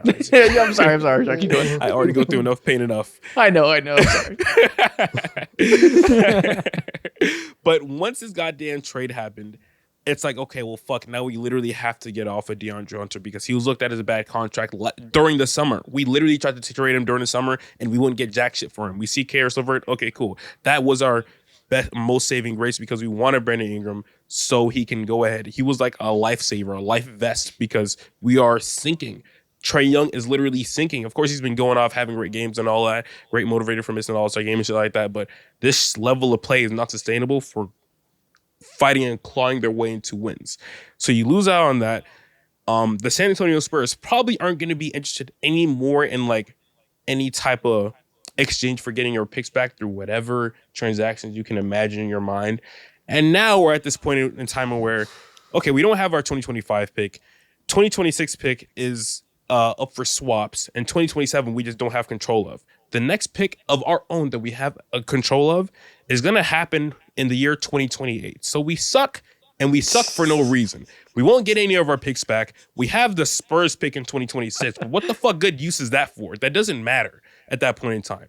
We needed a life vest. Brandon Ingram was supposed to be that because Jalen Johnson's out for the entirety of the year. We need playmakers. DeAndre Hunter is a great player, but he simply is he's not a black hole in offense, but all he knows is buckets and get more buckets. We like that. That's great, but we need guys who can help get us to the position and opportunity to get buckets. And this right here is open the door wide the fuck open for a Trae Young trade to actually happen. I was rejecting that claim for as long as I possibly could. I know Trae is looking out here, looking at this landscape, feeling so bad, so salty, so irritated that this market of Atlanta can't do shit for him. Okay, y'all go get wings. It's a cool city, but I have no talent on my team. The marketing fucking sucks, and you guys can't even get me to the All-Star game, and you just consistently sell me and fumble me, and did you tell me for the next 3 years I'm just sucking, and you want me to like suck for no reason? I can't even get no cool young guys around me. You want me to continue to rebuild? Meanwhile, like guys like Luka, fucking all this other shit are like actually making strides in their career. Jaren Jackson Jr., Shea's winning MVPs and shit, and I'm over here just near Magic City, just chilling? What the fuck? He has to be out here. If I was him, I would demand a trade this offseason, and that is legitimately going to just tank this organization for the next few years. I'm sick. Tough scene. So, Donovan, what are you grading this trade for the Toronto Raptors? I honestly, the more I think about it, I really like it. I give it like an A-. I really, really like this trade for them. I think that Most still festering. Listen, I'm about to get my journal out right, bro. I understand. Go ahead. But yeah, I don't believe you. I understand so much that I just let you hijack the section about Brandon Ingram to get all your shit off about the Hawks. So go for it, man. Yeah. I understand. We'll listen. Stay over there, right? Work through your feelings. We'll be here. I might turn my camera off. You're good. All right, go ahead. We'll return to you a little bit, let you recuperate. We'll talk about the Hawks trades in a second. Yeah. For the Raptors, Donovan, how do you like Brandon Ingram? Drink some water, man. Yeah. So I like it a lot for, I don't want to water Toronto. no more. Yeah, you need that drink. That's what you need. But like the Raptors, like Scotty Barnes is not. Mo can't put down the cup. he has a problem. Scotty Barnes is not the guy who you are gonna say, "Here's the ball, go get us 30 tonight." Right? Like that's just not him. RJ Barrett in spurts this season has looked really good, but then also there's been times where the inconsistent RJ Barrett has also come out. Emmanuel Quickly, he's really good, but he's also not roll the ball out, hey, go get us 30. Brandon Ingram isn't necessarily go get us 30, but he is a bucket getter. He is somebody who, as everybody else develops and as Scotty Barnes is out here, being, like Isaac calls him a lot, a Swiss Army knife, Brandon Ingram can be a lead scorer. And now you have a long rangy wing in Scotty Barnes, and you have another long rangy wing in Brandon Ingram, who could do a little bit of scoring, a little bit of playmaking, a little bit of defense, and all that. And so for them moving forward, I like it because it puts them in position to be competent, competitive next season, and still prioritize development from their younger guys like RJ Barrett, like Grady Dick, like Ochai Agbaji, like all this stuff. They are moving in a really, really good direction. And so I like the trade a lot for them. People on Twitter were, I think, kind of confused by it because on the surface, you look at the Raptors, terrible fucking team, bottom 3 in the Eastern Conference, clearly tanking, trying to capture the flag like everybody else, right? So people see that and they think, oh, this team wants to be as bad as possible. They want Cooper Flag. Why would you trade for a close to all-star level player? That's just going to make you win more, right? And you didn't understand that Masai Ujiri does not think like you do. Masai Ujiri did not want to be bad this year. He wanted to be very good. The team just got dealt a bad hand and they sucked naturally. This is not a tank job. This is a retooling, as the kids say. And they want to be good as soon as possible with this new young core. As the kids say. Kids don't say that as a joke. Only old people say that. They want to be good. They know they have to tank this year, I'm sure. Brandon Ingram is not so good that he's going to come in and make them unable to tank. He's also been hurt all year. We don't know when he's coming back yet. They can still get a top 5 pick this year. And now going to next year, they'll have a top 5 pick, which hopefully becomes whoever the best center in the draft is. And then now you'll add that player to a core that has your all-star in Scotty Barnes, the perfect fitting dynamic wing next to him in Brandon Ingram, and then Grady Dick, and quickly to hopefully be your backcourt of the future. Scotty Barnes is extremely good. You said Swiss Army knife. I've said that before. He is not a go-to scorer and is probably not a go-to playmaker. Yeah. It has been very ugly watching him have to create everything this year. Last year, when I was on top of the world, grading him extremely highly, saying he looks like a top 25 player in the world, it was when he was playing next to Pascal Siakam and having the second option defensive attention, really filling the holes perfectly. Since he became the go-to guy, it has been uglier and uglier by month. Mm-hmm. Ingram is not better than him, but he is a better scorer than him that needs the ball in his hands as a primary scorer. Scotty Barnes slots in so perfectly next to him in this new role where he can really fill things in and be the, I don't want to say sidekick, but like in terms of the scoring punch, the just sidekick. That's the role he needs to be. Yeah. Like this slots Scotty where he needs to be in the offensive pecking order. Yeah. Okay. I can see a world, and for me personally, I think I grade this trade like a B. I can see this turning into a B plus.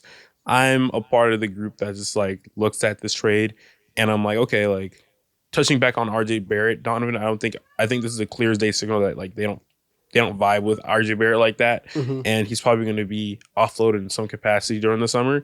And they're cashing in their chips into BI, Scotty Barnes, and like spacing and good defensive center behind them, which is like smart to do. I like that a lot. But like while I hear that and I see that and I like that too a lot, I'm wondering if BI and the specific spots that he chooses, I wonder if there's like too much clashing offensively between the two.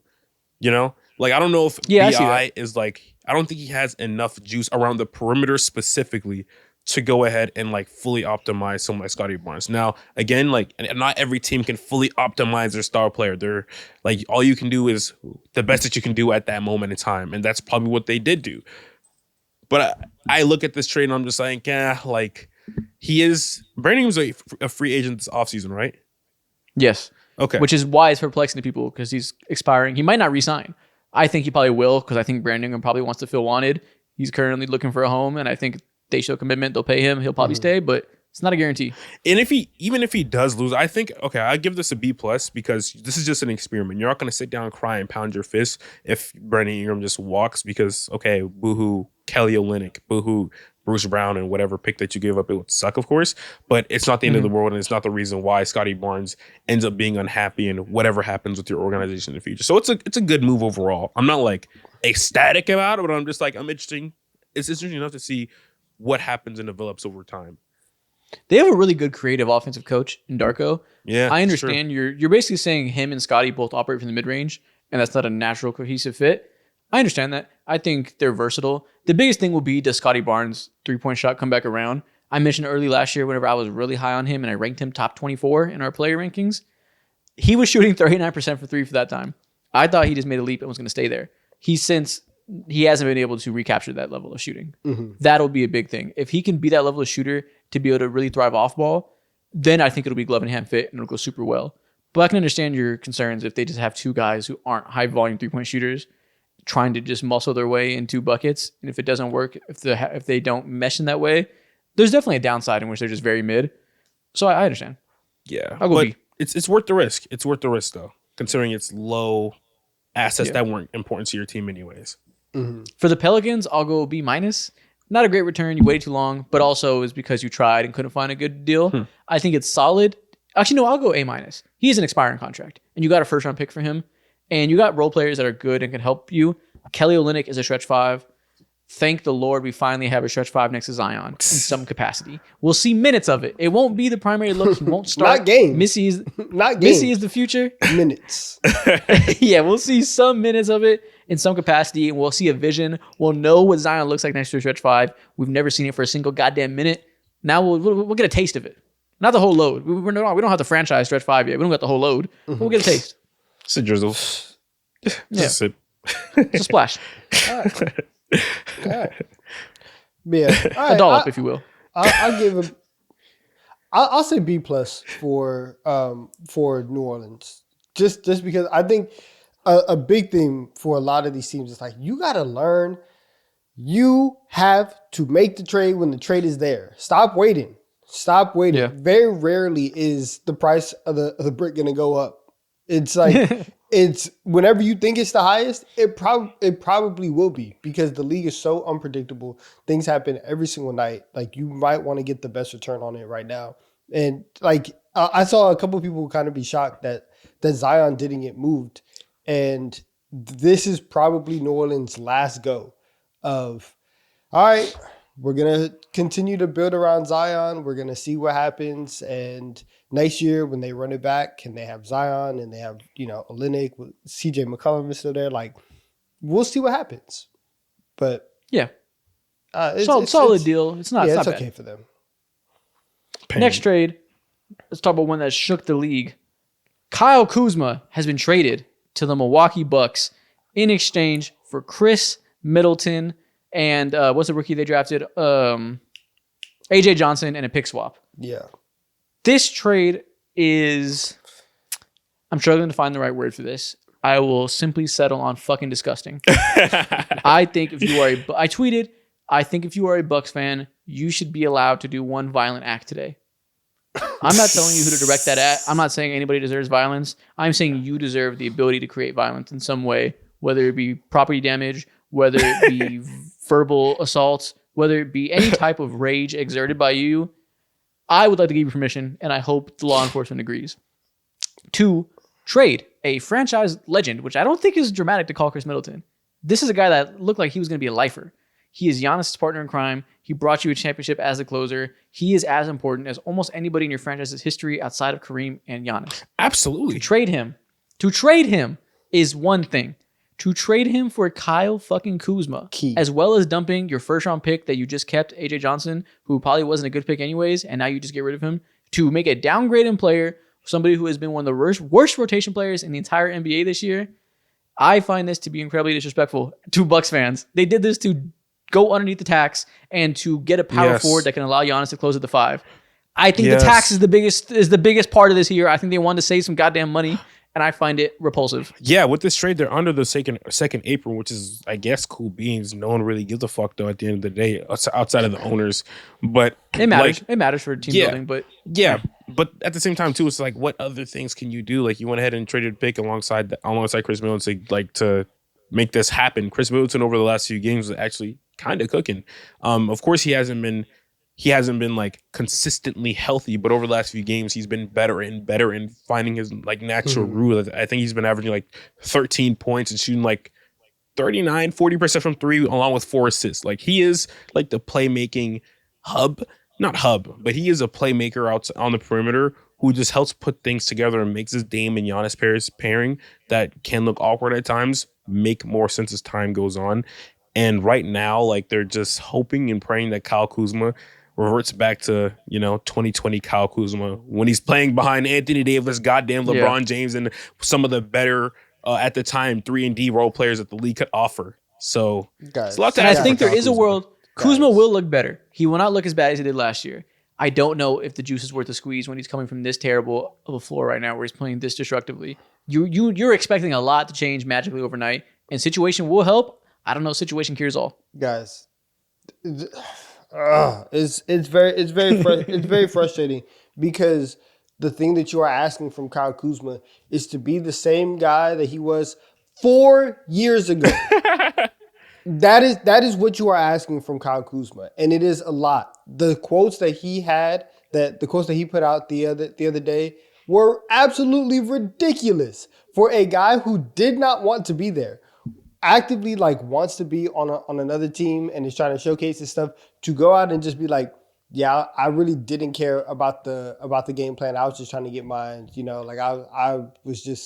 I don't really care about rhythm or development for anybody else. I wanted to just get shots up.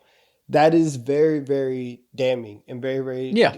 It lacks a self-awareness, and I can understand why the Bucks made this trade, because especially me, and I've been saying it all year long, Chris Middleton had surgery on not one but two of his ankles on both at the same time. At the same time, bilateral ankle surgery, ridiculous. But you've waited this long into the season, and he has started to come along. As you are a championship team, you need championship players. You need people who fit within your culture.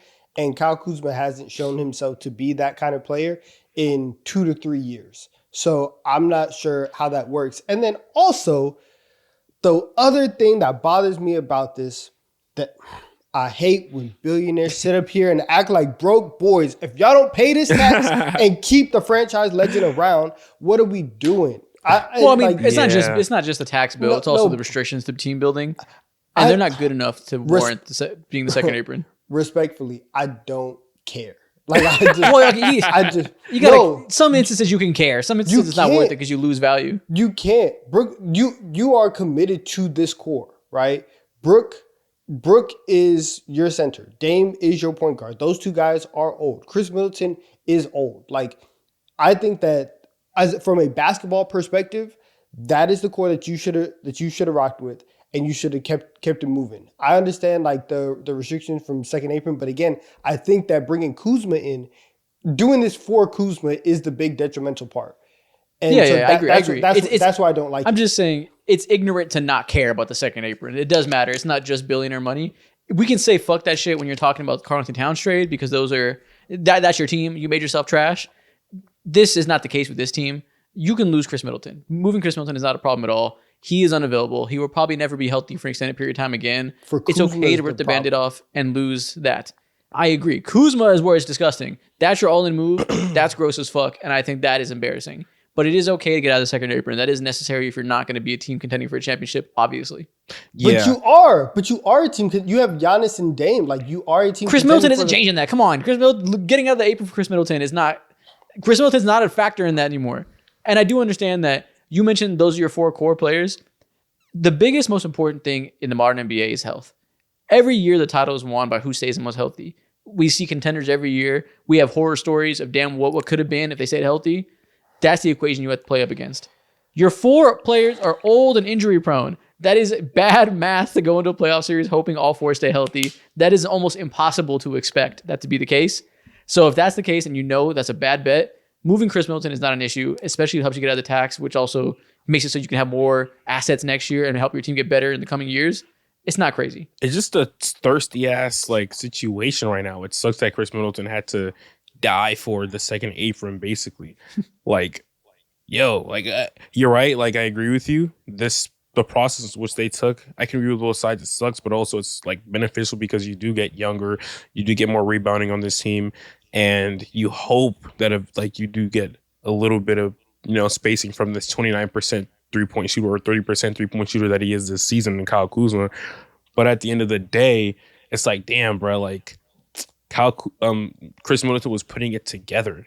And that idea of him just like slowly finding his way and like being this new version of Chris Middleton who's just holding the bench down with his good old 13 points per game may have been really valuable, you know? I don't know if he's putting it together though, because the health thing was still a health thing. He had 2 games in the last 5 games, which he had 0 points because he left early with injury. He played 19 minutes and 15 minutes, both with 0 points. It's going to keep being a thing where just these nagging injuries. So I don't want to harp too much on he was putting it together. He would have been good. He would have been helping them win a championship. I do think that it's hard when you have this few assets to waste that much money and that much just like allocation of touches to somebody who's just not going to be available consistently. I don't know what's worse though. Me neither. That's tough. Kuzma's probably worse. Yeah, like if he's gonna come in and play the way that he's been playing, I'd rather be bad with my friend. Like I don't want to bring somebody new in here to be bad as well. So I'm not sure. Ultimately, like I think whether they had Chris Middleton or Kuzma, obviously the buck stops with Giannis and his health specifically. And so like if you can get a healthy run from Dame and Giannis, they could get to the conference finals. But I think that probably could have been done with Chris or without with Chris or with Kuzma. But yeah, I'll give it a work. D+ to C-. It might be a C. It might be good. If Kuzma gives you some of what he gave you last year as a scorer in a slightly better Washington situation, or even gives you what he gave you when he was a contender on the Lakers, that could be a good player that's helpful.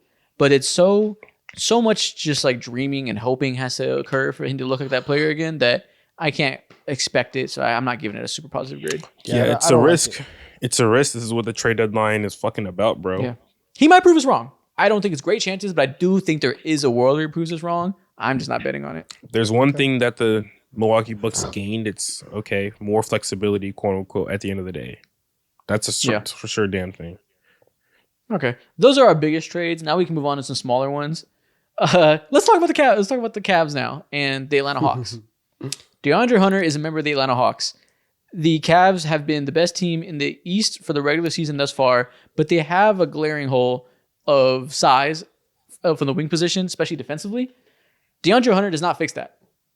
He's not a very good defender, I don't think. I think he is not good at fighting around screens. He's not super mobile, but he is the exact size of human being they need to guard certain players. So I think he'll look better defensively next to Evan Mobley and Jared Allen.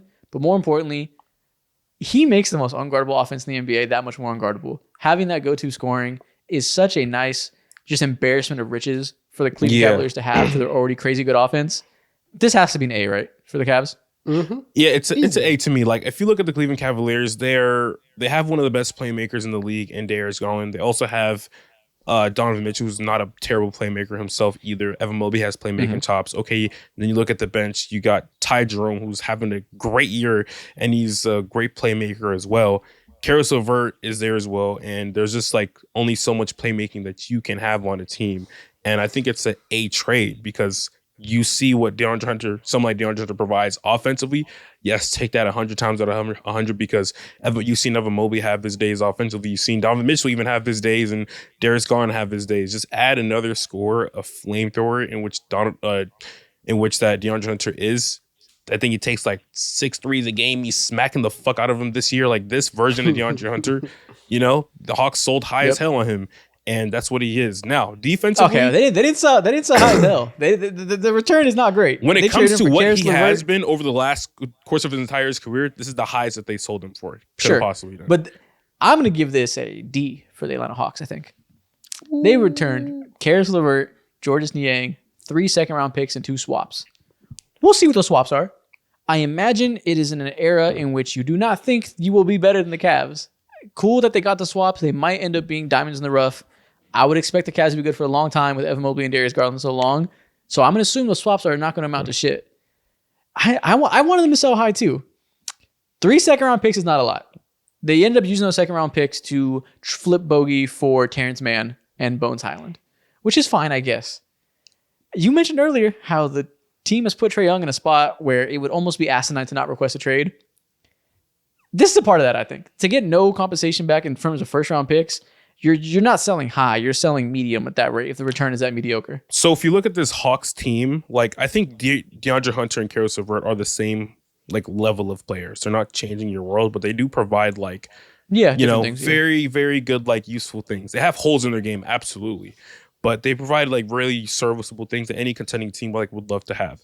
And for specifically the situation that the Hawks are in and have been in over the last week or whatever, like they need playmaking. That's like the biggest thing I was harping on. And Caris LeVert has masqueraded as a backup point guard or tertiary or secondary ball handler for the entirety of his career. And that's what the Hawks are in dire need of. That's why I was like clamoring for someone like Brandon Ingram, because without Jalen Johnson there, we have nobody. Like our guards. We got baby Ingram. Let's go. Our guards are literally cooked. We have like Cason Wallace's brother over here fighting for his life, Keaton Wallace. And he's a great player, but like there's only so much that he can do.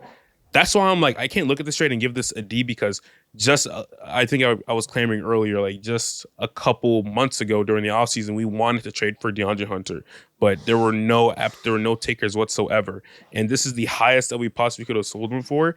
Yeah, I'm taking it. I'm not going to give this like a D. I'm not going to give this a B, but I think this is like just a solid C. Like it's not moving the needle. Did it make you better?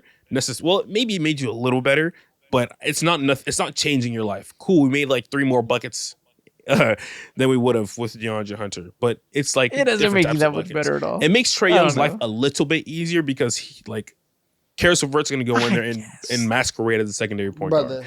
DeAndre Hunter's the furthest thing from that. Brother. I understand why you're selling it to yourself.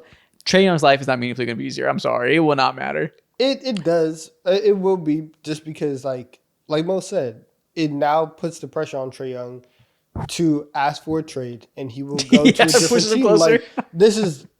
Like I really do feel bad for you, because you did have high hopes of being the 7th seed this year. Oh my God! And everything has fallen apart. Like Jalen Johnson was supposed to be an all-star, and he got hurt, and like Trae Young is having a down season, and now like there was a lot of promise about the idea and the build of this team, and it's just not there anymore. And you're probably gonna have new franchise point guard. Yeah, and let's pair this with this next trade. The Los Angeles Clippers are trading Terrance Mann and Bones Highland to the Atlanta Hawks for Bogdan and 3 second-round picks. I don't know the specific picks. I'm assuming they're the same fucking ones they just got. Mm-hmm. Yeah. Is that confirmed, Mo? I'm not 100% sure. Okay, either way, second-round picks are second-round picks. It's not high quality, so they just okay, I guess Terrance Mann. Sure, haven't heard of him since 2021, but cool. That's a rotation player. He could play on whatever version of the Hawks are going to be next year. That's a good depth wing, I guess. So if Caris LeVert and Terrance Mann are your backup 2 and 3 type shit, all right. Yeah, I mean, it's clear as day, like Laundry Fields has like a vision, and right now he's like prioritizing the most flexibility as possible. And I think it's maybe the best route as of now, because you don't want to completely tank your team. Because if you look at someone like Bogey, he's having an absolute shitter of a year. Like he sacrificed his knee for, I think, Serbia over the summer. He is not the same player whatsoever. Maybe he gets a little bit better over there in LA with the Clippers, but I'm not sure about that. I think he's shooting like 30% from the 3-point line, 39% from the field. Like he's just not the same player. He's not the same player whatsoever. So you basically traded DeAndre. Let's grade it combined. You basically traded DeAndre Hunter and Bogdan Bogdanovic for Terrance Mann, Bones Highland, and Caris LeVert. That is such a C to me. That is so lateral. It depends on how you think about C+. it. I think you're not like C+ because Bogey, bad the playmaking on this team was. You always say that. We watch the Hawks. Do you really? Do you really yes. see anyone outside of trade making a play on this team? Do you see no. anyone in the hezzy tween? Of course not. I just don't think these guys will either. But no, you're right. I'll give it a C+ to B- just because Bogey is not long for this team, and Terrance Mann can be here for the next 2 years. Let's say they're on a 2-year timeline around Trae Young. Terrance Mann helps longer term than Bogdan does. Yeah. I just don't. I understand why you're selling the LeVert over DeAndre Hunter thing. I just wish in a sell high there was a more meaningful player. But if that's not a reality, what's available, yeah, it can be B-.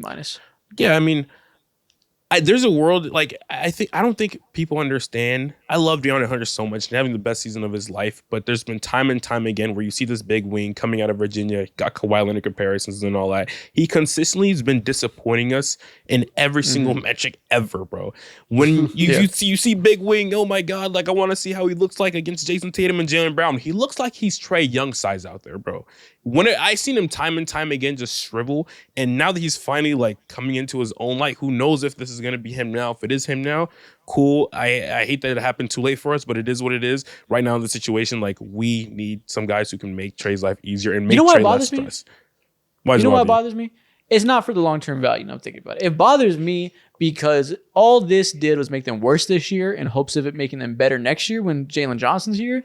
And all this did was make Trae Young more unhappy and give the Spurs a better pick. They are not going to win more. DeAndre Hunter was on a heater, right? He's on the best year of his career. I am pro selling high because before this year, I told you DeAndre Hunter sucks. He doesn't suck this year, right? He's been on a bender. I said bender, wrong word. He's been on a heater. He's been very good. I think you're probably a better team that has a higher chance of winning with that than LeVert and Mann. Bones isn't going to play. I don't think they're going to win more games now. And when you don't have your pick, I guess you don't want to factor this into your equation realistically because it's whether you give Spurs a high pick or mid pick is neither here nor there for you. Yeah. But it just doesn't sit right with me that they're just going to give the Spurs an even better pick than they were yesterday. To me, in my mind, feels nasty. Like I see DeAndre Hunter and I see what he provides for us. If he's not scoring 18 points per game for us, there's nothing else that he can provide on this team. He's not rebounding the ball. That's really deficient there. He's not playmaking.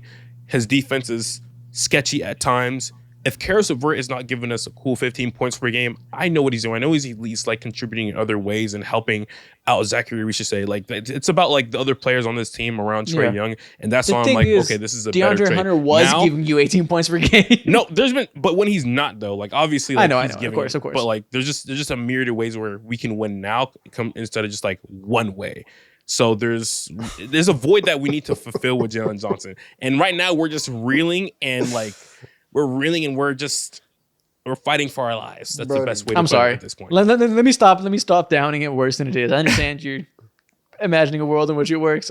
It's cooked. Like it's absolutely cooked. Like I think if I'm Trae Young again, like I'm absolutely like I want to leave this team, and as a Trae Young fan, I want him to go ahead and like request this trade. Landry just went ahead and fucked off like the last 3 years of your NBA career. Go to hell. I'm leaving this team. Shout out to Atlanta. I want the best for him, and Atlanta's simply not that for him right now. He's wasting his love time. Toronto. He's gonna love playing for the Raptors. I can envision a world in where that happens, and I would love that for him. Yeah. How did you guys feel? Next trade on this list.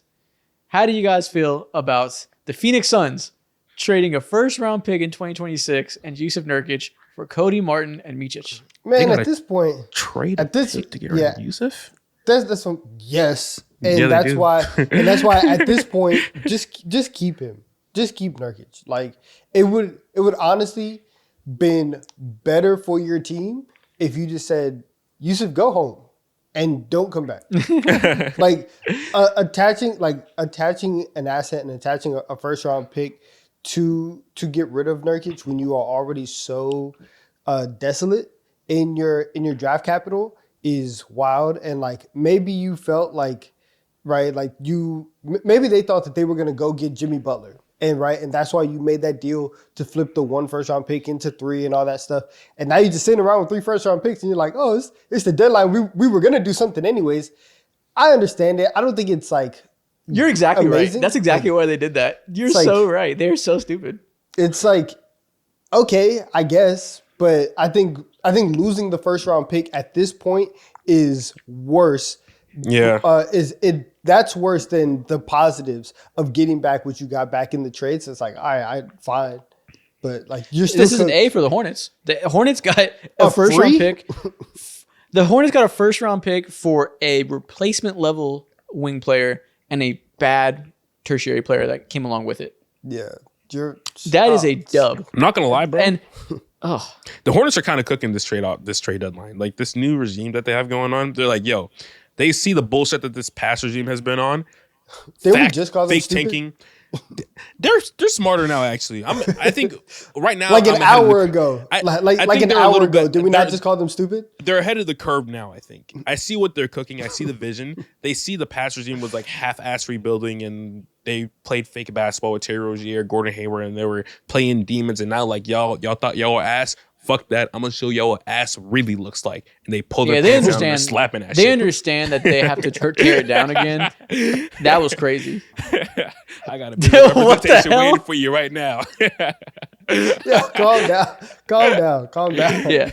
The Suns. The worst part I saw Suns fans talking about is that it's just hilarious that they traded for those 3 first-round picks without a clear plan. It's so embarrassing. It's embarrassing, bro. You lose it. Yeah, this is the F son for the trades. F pick for the. My brain just worked backwards. Sir? This was You an okay? F trade for the goddamn Phoenix Suns, bro. There's like nothing that they could do. Honestly, if I were them, I would have just like wanted to go ahead and trade away Kevin Durant. That's the best thing they should have done. They tried. I said no. But you look at this trade, and now you really got to go back and look at the other trade that they made for those picks.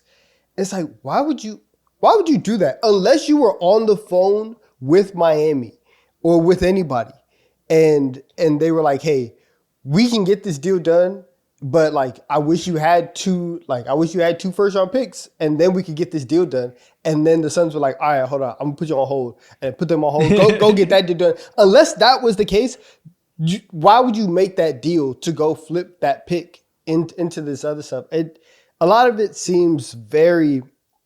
It feels kind of on brand for how the Suns have moved over the last year and a half, 2 years. It's very, very scattered, very scrambled. Doesn't seem very, very linear or very planned out or very thoughtful. And so now you have Bradley Beals, who once again just has the most power in the NBA. And do whatever he wants, and apparently, KD is on that wavelength too. You're at risk.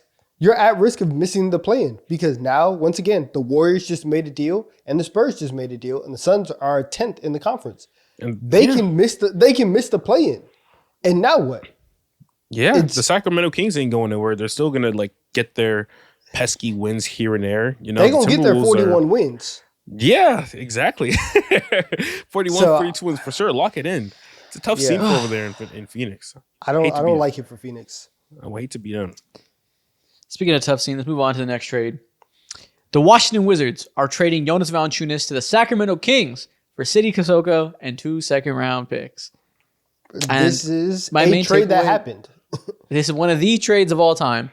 And the one thing that I took this to be as an absolute A is because as a fan of the Los Angeles Lakers, I've been counting my fucking days to the trade deadline because I've woken up in cold sweats many times, been absolutely horrified at the prospect of Bob Pelinka trading for Jonas Valanciunas. Now I can sleep well at night knowing he is a member of the Kings, not my team. And it is absolutely hysterical for the Kings to trade for Jonas Valanciunas. They have Alex Len as their backup center. He's mid. He's not that good. They have Domantas Sabonis as their starting center, who is a very good player. Very mid or very bad rim protector, not his strength.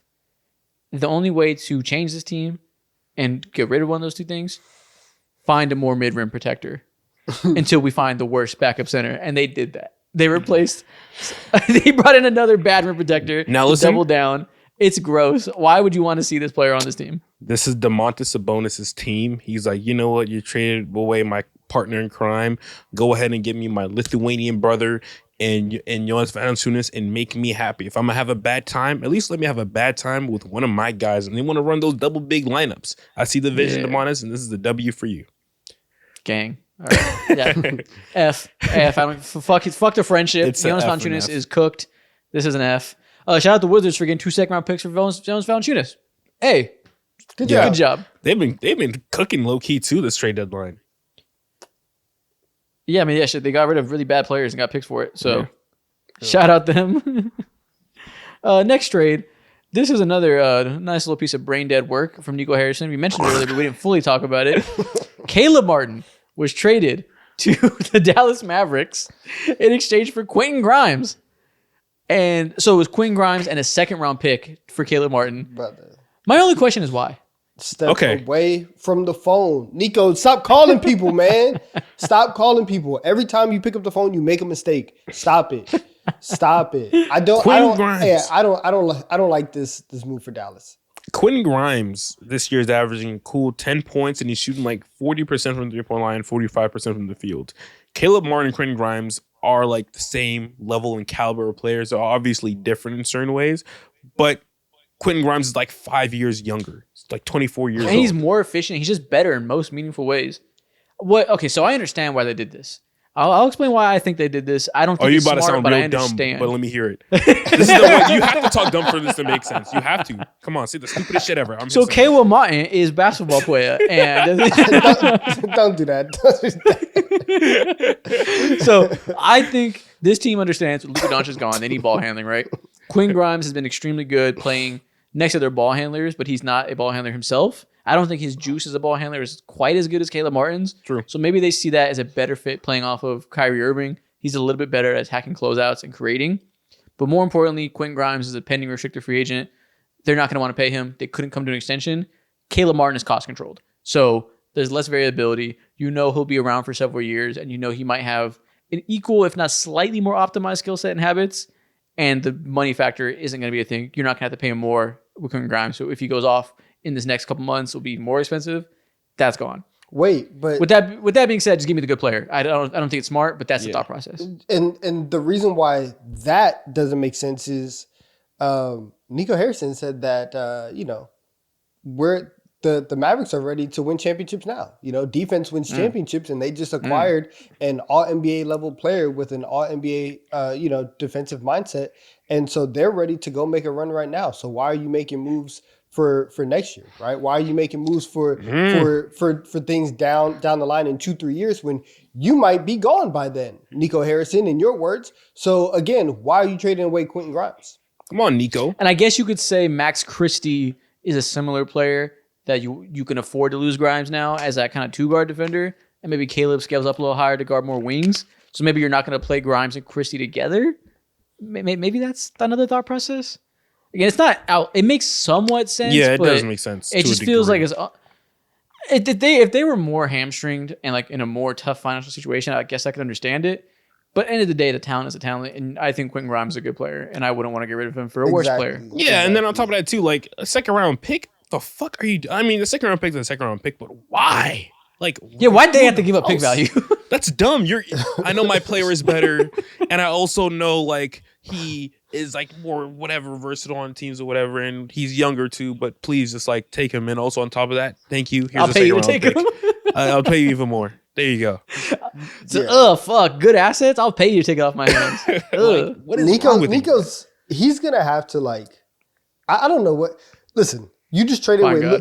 You just traded away Luka Doncic. You have no benefit of the doubt whatsoever. Like like on any move, you are going to have to trade Max Christie for Jokic for people to be like, hey, he's kind of cooking over here. I can kind of see the vision. Like it's not going well. Kyrie Irving. And for the Sixers, B+, very good deal. You got a good young player and a pick. Yeah. I mean, hey, it's an A. Yeah, you did nothing wrong. Something interesting about the Dallas Mavericks is like Kyrie Irving this summer has a player option for $43 million. He's having a pretty good year. I don't imagine a world in where he accepts that. He's probably going to go ahead and maybe test free agency or renegotiate some type of extension. Maybe. But if I'm Kyrie Irving, I don't know how I would feel in seeing the dysfunction in this team whatsoever. Why the fuck would you get rid of the best player on this team, a generational player, my guy, and expect me to trust you with the future of my career? Maybe if Kyrie's focused on the bag and he just really fucks with Dallas because they accept him after a really tough time, cool. Like, I can understand that. But if I'm Kyrie Irving, if any team's going to pay him, why would you want to reside alongside the Dallas Mavericks when they're just like not straight-minded? Makes no sense. Questions that will be seen. And all I'm saying is there is a real possibility for the Lakers to open up money. Oh my God. Exactly Kyrie Irving sized. And I won't have any more comments about it, but just know it's a thought process. Oh my God, this is absolutely diabolical. I'm only kind of joking. I'm not. Just No, beware. no, you're not kind of joking. You are dead serious. I mean, I don't think Kyrie's gonna walk, but just know it that is like in the air. Like it's not impossible, and there is reasons to believe that one might be interested in that if your name is Kyrie Irving. Listen, if if Kyrie Irving leaves the Dallas Mavericks to go to the Los Angeles Lakers because Nico Harrison traded away Luka Doncic to the Los Angeles Lakers, Nico Harrison, stay where you're at. The authorities are on the way. We're coming to arrest you. Like, you can't do that to And a they got city. straight jackets ready for you, bro. I'm sorry. I got the cuffs. Get in the back of the car, buddy. You're going downtown. I can't. It's either you come with us, it's either you come downtown, or you face those Mavs fans outside your house with hammers. We can do this the easy way or the hard way. You pick. But that just can't happen if you're the Mavericks. You might have to like if you're Nico Harrison and you think that's a possibility, you might have to hack Kyrie Irving and reveal his search history to the world. Otherwise he's gone and your life is over as a desert GM. Go somewhere else. Seek asylum. It's not gonna be well for you here, buddy. Seek asylum.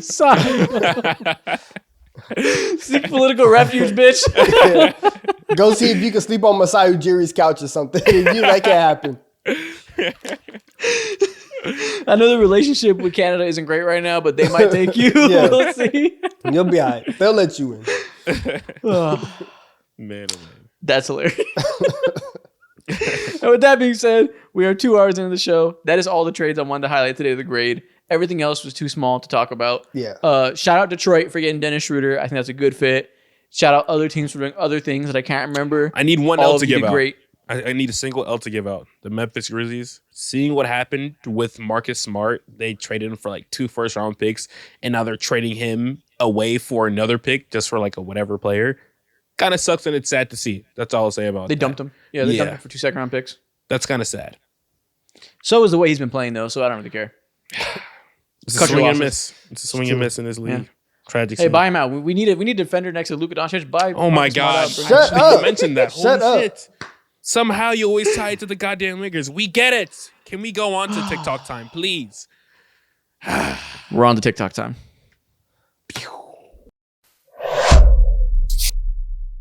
Welcome to TikTok time. Today we're once again going to begin with the draft. What a surprise. Wow. I am shocked. D3 staple. And today the draft is going to be drafting only players who played for the Brooklyn Nets. We did one with the Thunder a little bit ago. That was fun. People got really mad because we didn't pick Russell Westbrook. We'll see if there's anything to piss you guys off today, but only stipulation is it has to be a player that played at least one season with the Brooklyn Nets. You get the best version of them. Point guard through center. You guys know how it works. Draft order, Mojo, Isaac, Donnie. Mo, how do you want to kick this off? Who was the first pick on your list? Ah, man, there's so many ways I could go with this, but I think the best way, fuck it, just go ahead and give me Kevin Durant. Yeah. Okay. Thank you. Give me Kevin Garnett. Congratulations, you can keep him. I'll take him gladly. Yeah. That's fair. You know what? I'm gonna double up. I'm gonna double up with my wings, and that means that for my 2, I will take Vince Carter, and for my 3, I will take Paul Pierce. Ew. Okay. Okay. Yeah, we're witnessing a generational sell here. That's decent, I guess. Give me James Harden at the 1 to pair with Kevin Garnett. I did forget about James Harden. Oh, I can tell. my God. I can tell that much is apparent to me. That is okay. I had one point guard in mind. Did forget about him. Okay. Ah, damn. Okay, fuck. So I can go multitude of ways here. You think we could cut this and like restart and then we can just like go back? Turn off your camera and be like, oh, God, I Yeah. deleted Okay. my footage. Got you. Got you. Yeah. Yeah. Try it again. Okay. Damn, he has James Harden and KG. That's where we really fucked up, bro. That's where we really fucked up. Let me be greedy, though. I want to make you feel the pain extra hard, Donovan. I'm going back to back. So for my point guard, give me Jason Kidd. That's a good pick. And then for my shooting guard, give me Kyrie Irving. Okay. I like those two paired together. I like Yeah. how their skills complement. Yeah, I got a point guard, someone who's going to facilitate the floor, play defense, and I got KD and Kyrie once again teamed up. But last time we saw Kyrie and Kevin Durant pair up, it wasn't pretty, so you lost automatically. Yeah, this is 2016 Kyrie. This is Kyrie before Kyrie happened. Oh, fair enough. Okay. Give me Julius Erving. I knew you were going to do that. Then why didn't you pick him? Because I wanted Donovan to feel the pain. Go ahead and select your next guy, Donovan. What guard do you want to pick this time? See, people Yeah, all the don't point guards are gone. No, Oh, never mind. no, they're not gone. They're My not bad, I gone. forgot. Because you got to understand, there's a certain point that people don't remember that we were having Chris Paul versus Darren Williams conversations. So as my point guard, I would take Darren Williams. Stay over there, far away from me. And then just because, actually no, you know what? Let me go get a big, and I will take the all-time leading scorer in franchise history. I will take Brook Lopez at my 5. Okay. That hurt me. I need shooting real bad because I got KG and Julius Erving. Give me Drazen Petrovic at my shooting guard. Solid. Rest in peace, Mo. Don't start crying again. I know it gives you it's a sore spot for you. This is Try the to hold second together. time I talked about it, bro. I just get so emotional. Damn, Drazen, that's crazy. Anyways. Damn. I was just talking to Drazen. It's so crazy. Like trade deadline came. I'm just sitting here thinking about Drazen like always. It's nuts. What could have happened, bro? It's one of the biggest in NBA history. Okay. So I got Jason Kidd at the 1, Kyrie at the 2, and KD at the 3. I could really, really hone in on just like the unlimited buckets I'm about to get. And I think I have a real great pathway to do so. So with that being said, I'm going to move KD at the 4. Put Joe Johnson at that 3 spot. I'm just getting buckets on buckets Just on buckets. buckets. Here we go. We love to see it. Whatever way you want to see it, mid-range mass, you want me to pull up on you like KD or flash layup like Kyrie, I got it all for you.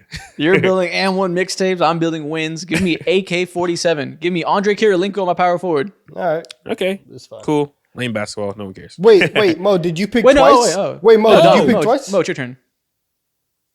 Yeah, you have your center left. You can't take him. Go ahead if you want. Hold on. So I Go for it. got Kid, Kyrie, Kid, Joe Johnson, Kyrie. Kevin Durant. Joe Johnson, Kevin Durant. Fuck. Okay. You want to see him so bad, but it won't make sense. They could. I mean, Go for it. he's Go for it. ahead of his time. But for the Go sake of for it. just simply size, I dare you. Nick Claxton, come save me, brother. Nick Claxton, Okay. come give me help, brother. Claxton, you got your work cut out for you. Nah. I would like to build the nastiest defensive duo of all time. Give me Andre Kirilenko next to Kevin Garnett. Nice. Okay. Let's see. I have Darren Williams. I have Vince Carter. I have Paul Pierce. My buckets are taken care of. I have Brook Lopez. I have low post scoring. I have 3-point shooting. That's taken care of. The one thing that I need, enforcer and a dog. Give me Kenyon Martin at my 4, and we're rocking out like that. That is where I'm going. Okay. Yeah, I mean, listen, Brook Lopez, big ass next to Kenyon Martin. That's a lot of girth you don't want to fuck with. Come on now. Okay. I have James Harden, Drazen Petrovic, Julius Erving, AK-47, and Kevin Garnett. I mean, that's how I like. I mean, if you like good basketball, I guess that's Could be okay. better. Like, it's fine. If you I want I to don't have I- TikTok edits to go around. Yeah, I mean, I have Darren Williams, Vince Carter, Paul Pierce, Kenyon Martin, and Brook Lopez. So it's like, Yeah. it's a lot of old big body buckets right there. I don't think that team would win a championship in the NBA in real life. Yeah, they wouldn't. There's a lot of holes and flaws. That team is I don't think too. they'd win 60 games. no, My team, can though, get, would. They can get 60. Maybe, yeah. Are we playing? And this is my one question. What year y'all are we? playing? Exactly. Are we playing in 2002? Because if we are, we have 60 wins, Eastern Conference Finals solidified. Like that's where our season starts in the conference finals. So we have 8 games to win. Wow, we just 23 years behind. That's all it is. I see the vision, Donovan. Sounds light. Yeah. So No big what? deal. So what? I got Jason Kidd, Kyrie, Joe Johnson, Katie, and Nick Claxton. It's a whole lot of buckets, man. I mean, I'm beating you At what? at basketball in 2003, in 2023. I could beat you. Hell no. Yes. You ain't doing all Yes. that. You ain't doing all that. Well, there you go, y'all. Y'all comment who won the draft. I don't know. Who knows? Who knows? It's up in the air. The next thing we're gonna do. Let's stick on the topic of trades.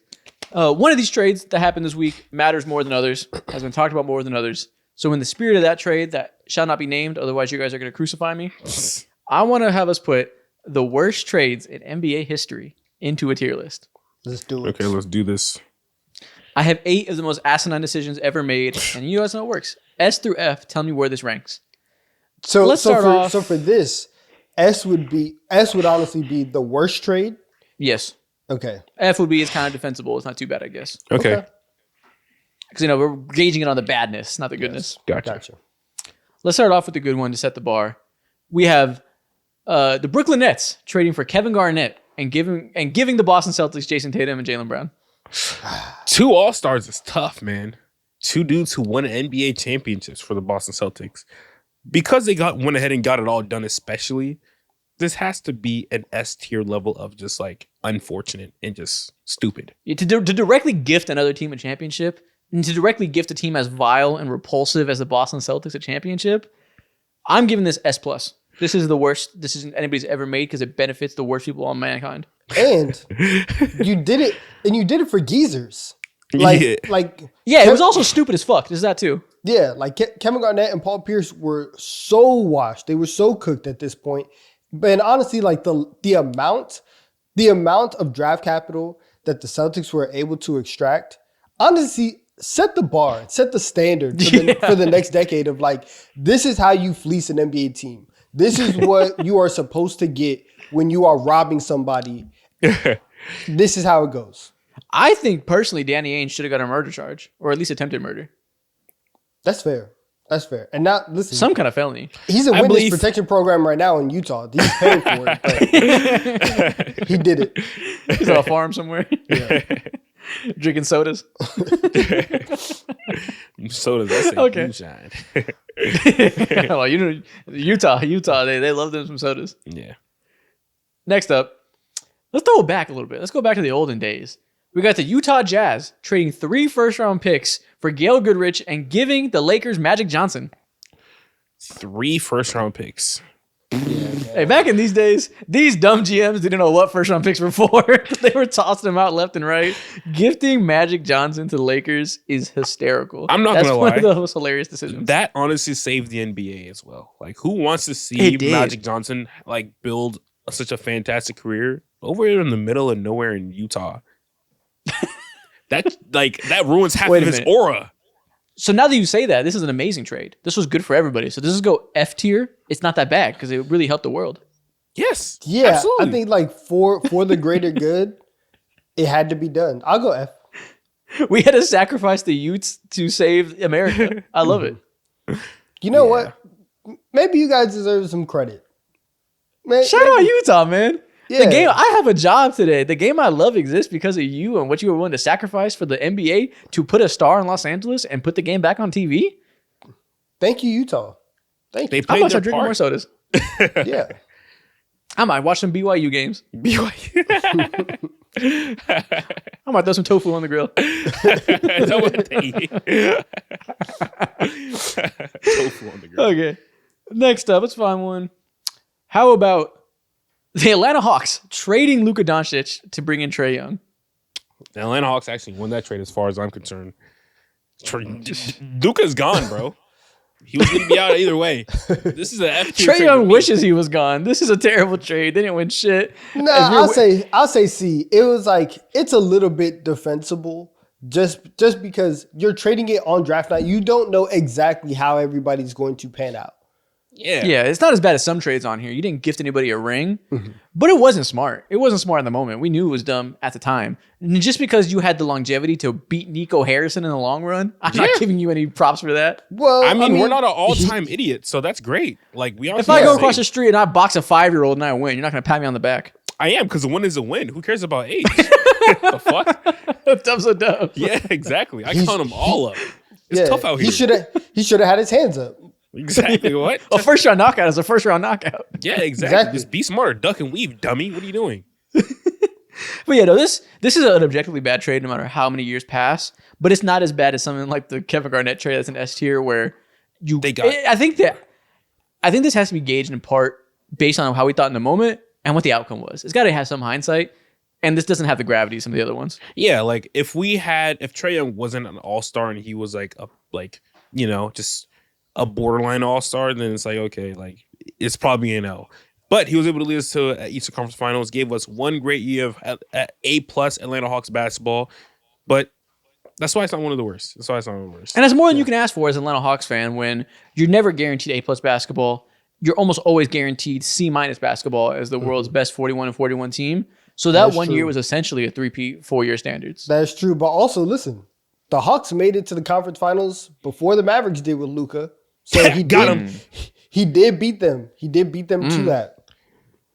Tortoise versus the hare situation here, but I'll allow it. Exactly. I mean, hey, if you really think about it too, we traded away Luka Doncic in turn for Trae Young, and Luka eventually turned into Anthony Davis and Max Christie.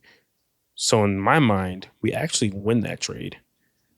I don't understand why you would say that, but I will let you say it because I don't want to talk about the Atlanta Hawks anymore. We cooked.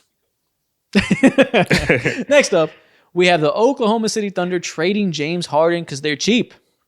Tough scene. You know what I hate? That makes you mad? Do you know what I hate? I hate billionaires acting like broke boys. I can't do it. I can't do it. You Sam Preston, you're lucky you did the best rebuild of all time after this. Kevin Durant could have stopped LeBron from getting titles before he got to Golden State. He could have did that. If it was him, Russell Westbrook, and James Harden, they would have gotten at least one. And yet, now you had an MVP and an MVP and an MVP all go somewhere else and be successful. You hate to see it. Is it A tier? Yeah. Yeah, it's an I think A tier. Punting on an MVP before he becomes that is so disgusting just because you're always going to think about what could have been. You didn't gift anybody a championship, so you're not S tier, but you got to be A. Yeah, I agree. And it's a very clear world in which we see this trio, KD, Harden, and Russ, winning multiple championships. They just simply had time to be together longer. They ain't got to do nothing with the roster. Just keep those three together. Or Kevin Durant and James Harden by themselves. With a better team around them. Come on, man. Why? Stop. Stop. We're not doing Speaking of, we have the Los Angeles Lakers trading for Russell Westbrook and slamming their championship window shut. For a couple of years. Or so they thought. We'll see. Yeah. No, this is S tier. This is one of the worst trades of all time. I will never ever forget Russell Westbrook playing in the Staples Center, having a wide open three, and people saying, "No, don't shoot, no." The fans turned on him. The team turned on him. Social media turned on him. It was an awful experience for everybody. Again, you have the greatest player of all time, and you effectively ruin his chance to win a championship forever. Indefensible S tier. Yeah, they got one, went away from what made them great, and now you curse the last 3-4 years of peak power LeBron James. With that, it's a S tier for sure. Yeah. Okay. Now what about the trade that saved that championship window? The Mavericks trading Luka Doncic at 25 years old. Nico Harrison deserves a special place on this tier list, bro. Special place at S. Make a tier. Hammers. Hammers and coffins, because that's what the Viva la Dallas Revolution. Mavericks used to do over there. Tier. Viva la Revolution. What the hell does that mean? Revolution to Dallas Mavericks fans. We're fucking storming the Capitol. We can't do this. Yeah, this is a different level of hatred, bro. Like I was on Twitter and folks are out here leaking Nico Harrison's address. They're fuck is doxing going Nico on? Harrison. Bro, it's just basketball. Not This is to S some tier. people. Not to some people. Is it S tier or A tier? No, this is S plus. This is one of the worst trades of all time because not only did Luka not request a trade, not only was he not unhappy, you called to give him away. This didn't have to happen. Your hand was not forced. This isn't Kareem Abdul-Jabbar requesting a trade. This is you saying, I'm sick of this fat guy. I want him out of here for no reason. All he did was perform well for you. And you're like, actually, I hate you.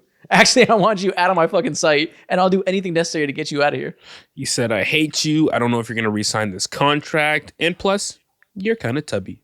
Get out. He said L plus ratio plus BMI too high. BMI too high. S tier. All right, next up, let's do one that's commonly compared to this as one of the other worst trades of all time. The Clippers trading for Paul George and sending Shai Gilgeous-Alexander to OKC. Every time I see this trade and I see what the Clippers gave up versus what OKC gave up is absolutely hysterical. Gave up future MVP and like 20 fucking picks, bro. That's hilarious. And Jalen Williams. Yeah. An all-star, again. Goddamn, bro. Like, an all-star in it. Oh, fuck, man. This might be... So, this is really, really bad. S tier is getting crowded. Getting rid of an MVP is terrible. Do we want to... How much hindsight do we want to apply? Because obviously it was decent in the moments, but aged terribly. I feel like it being decent in the moment makes it can't be S tier because everything in S tier was stupid as soon as they did it. But we have to understand this is a 2-in-1 package though. Like without this trade, they wouldn't have gone to Kawhi too, apparently. That's what I'm saying. So like, it can't be S tier. S tier was indefensible in the moment. I'm going B because even looking at it now, you go back into that moment and you say, if that was the deal, if making this trade gets you Paul George and Kawhi Leonard in 2019, you make that deal 10 out of 10 times. You do it every time. Yeah, and you can still call it a bad trade because hindsight's hindsight. And also, if Kawhi was dead set on joining the Clippers because he didn't want to team up with LeBron and he didn't want to live in Canada, maybe you could have tried harder and convinced him to give SGA a chance if you knew he was going to be something, which I'm assuming they did. So B's fine. A and S, in the moment, you're like, oh, these guys are dumb. You didn't say that about the Clippers. Exactly. Yeah, it's true. Okay, so last but not least, we have the Charlotte Hornets trading Kobe Bryant on draft night. The goddamn Hornets are making trades on draft night, bro. Didn't they trade Shai Gilgeous-Alexander on draft night too? They did. They double whammy. They did it twice. They could show up on his list multiple times. Two of the best scorers of all time could have been wearing teal. Tough scene. Well, who's their franchise goat? Kemba Walker? Yeah. Oh my God. Al Jefferson? Yeah. Oh my God. Grandmama? Oh man. Hey, listen, shout out to Gerald Wallace for that 1 year. You know what I'm saying? Out there in Charlotte. Shout out to Zoe. Real hoop. Hey, shout out to Egghead Henderson, bro. One of the greatest fucking demon hopper. Del Curry. Del Curry is on the 2K all-time team for the Hornets. And that all could have changed if they didn't trade Kobe Bryant on draft night. Yeah. I don't know what the reception was in the moment. He was a high school player. He wasn't a sure thing. But man, if you're a team like the Hornets, even back then, it's probably worth taking that risk. Yeah. This is, again... Is this S tier? It may be A tier because, I mean, there are a new organization who was trying to establish themselves, and they were tired of sucking. I don't know if it is. They traded him for Vlade Divac. Yeah, it's kind of tough. And like when you trade away a top 5 player of all time, it really hurts to say. So slow down. Oh yeah, these are not the conversations that I'm not trying to.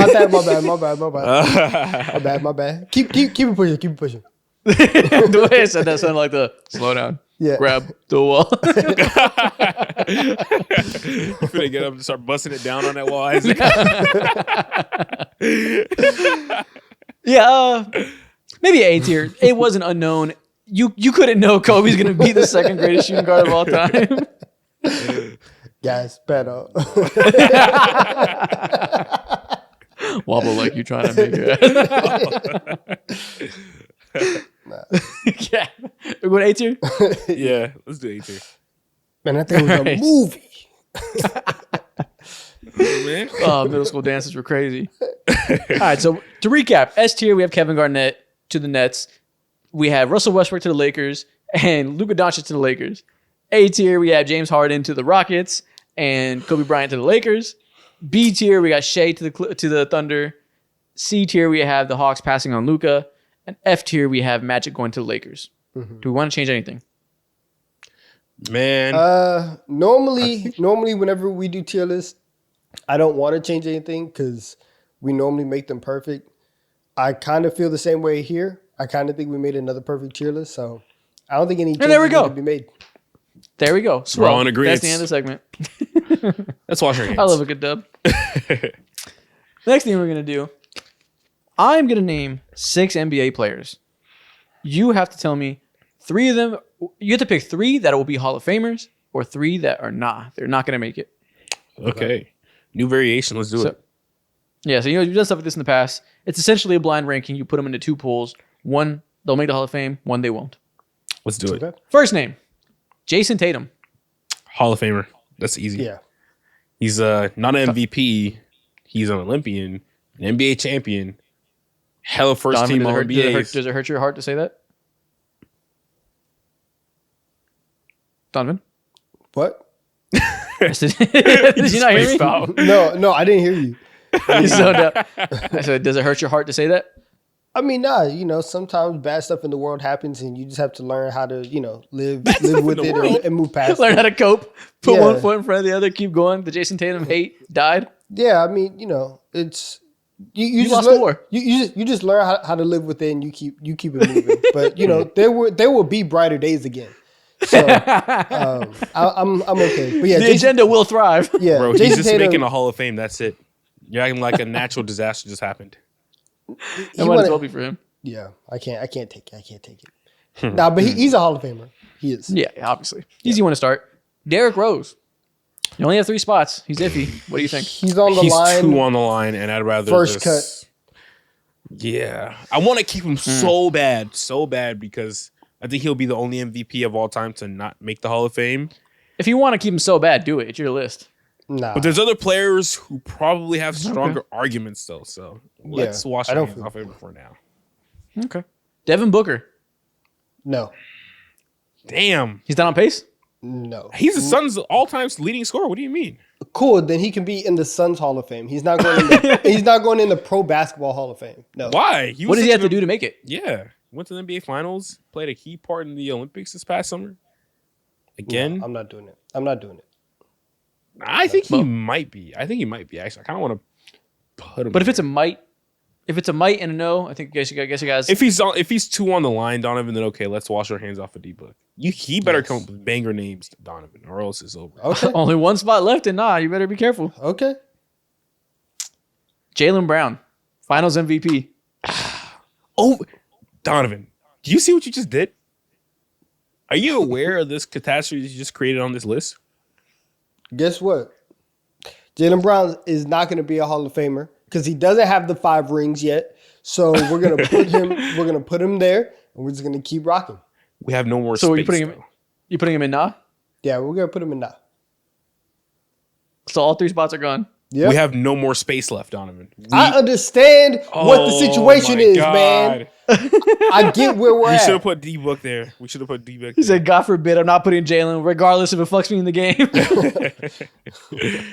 Next name, Trae Young. Yes. Hall of Automatically Famer. in Hall of Fame. Hall Yeah. of Famer. He's Despite never making the All-Star game anymore. I guess he's in the Hall of Fame for you guys. he's guaranteed 20 and 10, sometimes 30 and 10. Hall of Famer easy. I like that. Yes, And last but not least, we have Shai Gilgeous-Alexander. Hall of Famer. Okay. Okay, Donovan. You deserve one. Good job. fuck me there. Yeah. You did not. Should screw Devin me. Booker be there over Trae Young? Nah. No. Should Derrick Rose be there over Trae Young? Probably. If there Derrick was one Rose? if there was one that we were gonna flip, said it would, nah. it would be Derrick Rose over Trae Young. Really? You think Derrick? Wait, so you're Duh. telling me The Derrick Rose MVP of is the a league, stronger- yes. you're telling me Derrick Rose has a stronger argument than Devin Booker? Easily, yes.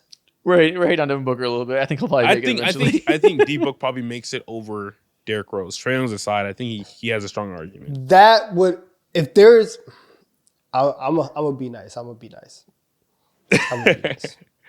You don't want to, though. I can see it in your eyes. I don't. You feel you look rabid. I don't. I don't. Okay, I don't next like thing we're that. gonna do. I don't like the thought of that. I like the It's thought of it. facts. We're going to go back to hoopgoat.com, a Woo. new site we've been using. That's all these NBA mini games that we fuck with. Shout out to them. Go check out their website. We're going to do another blind tier list.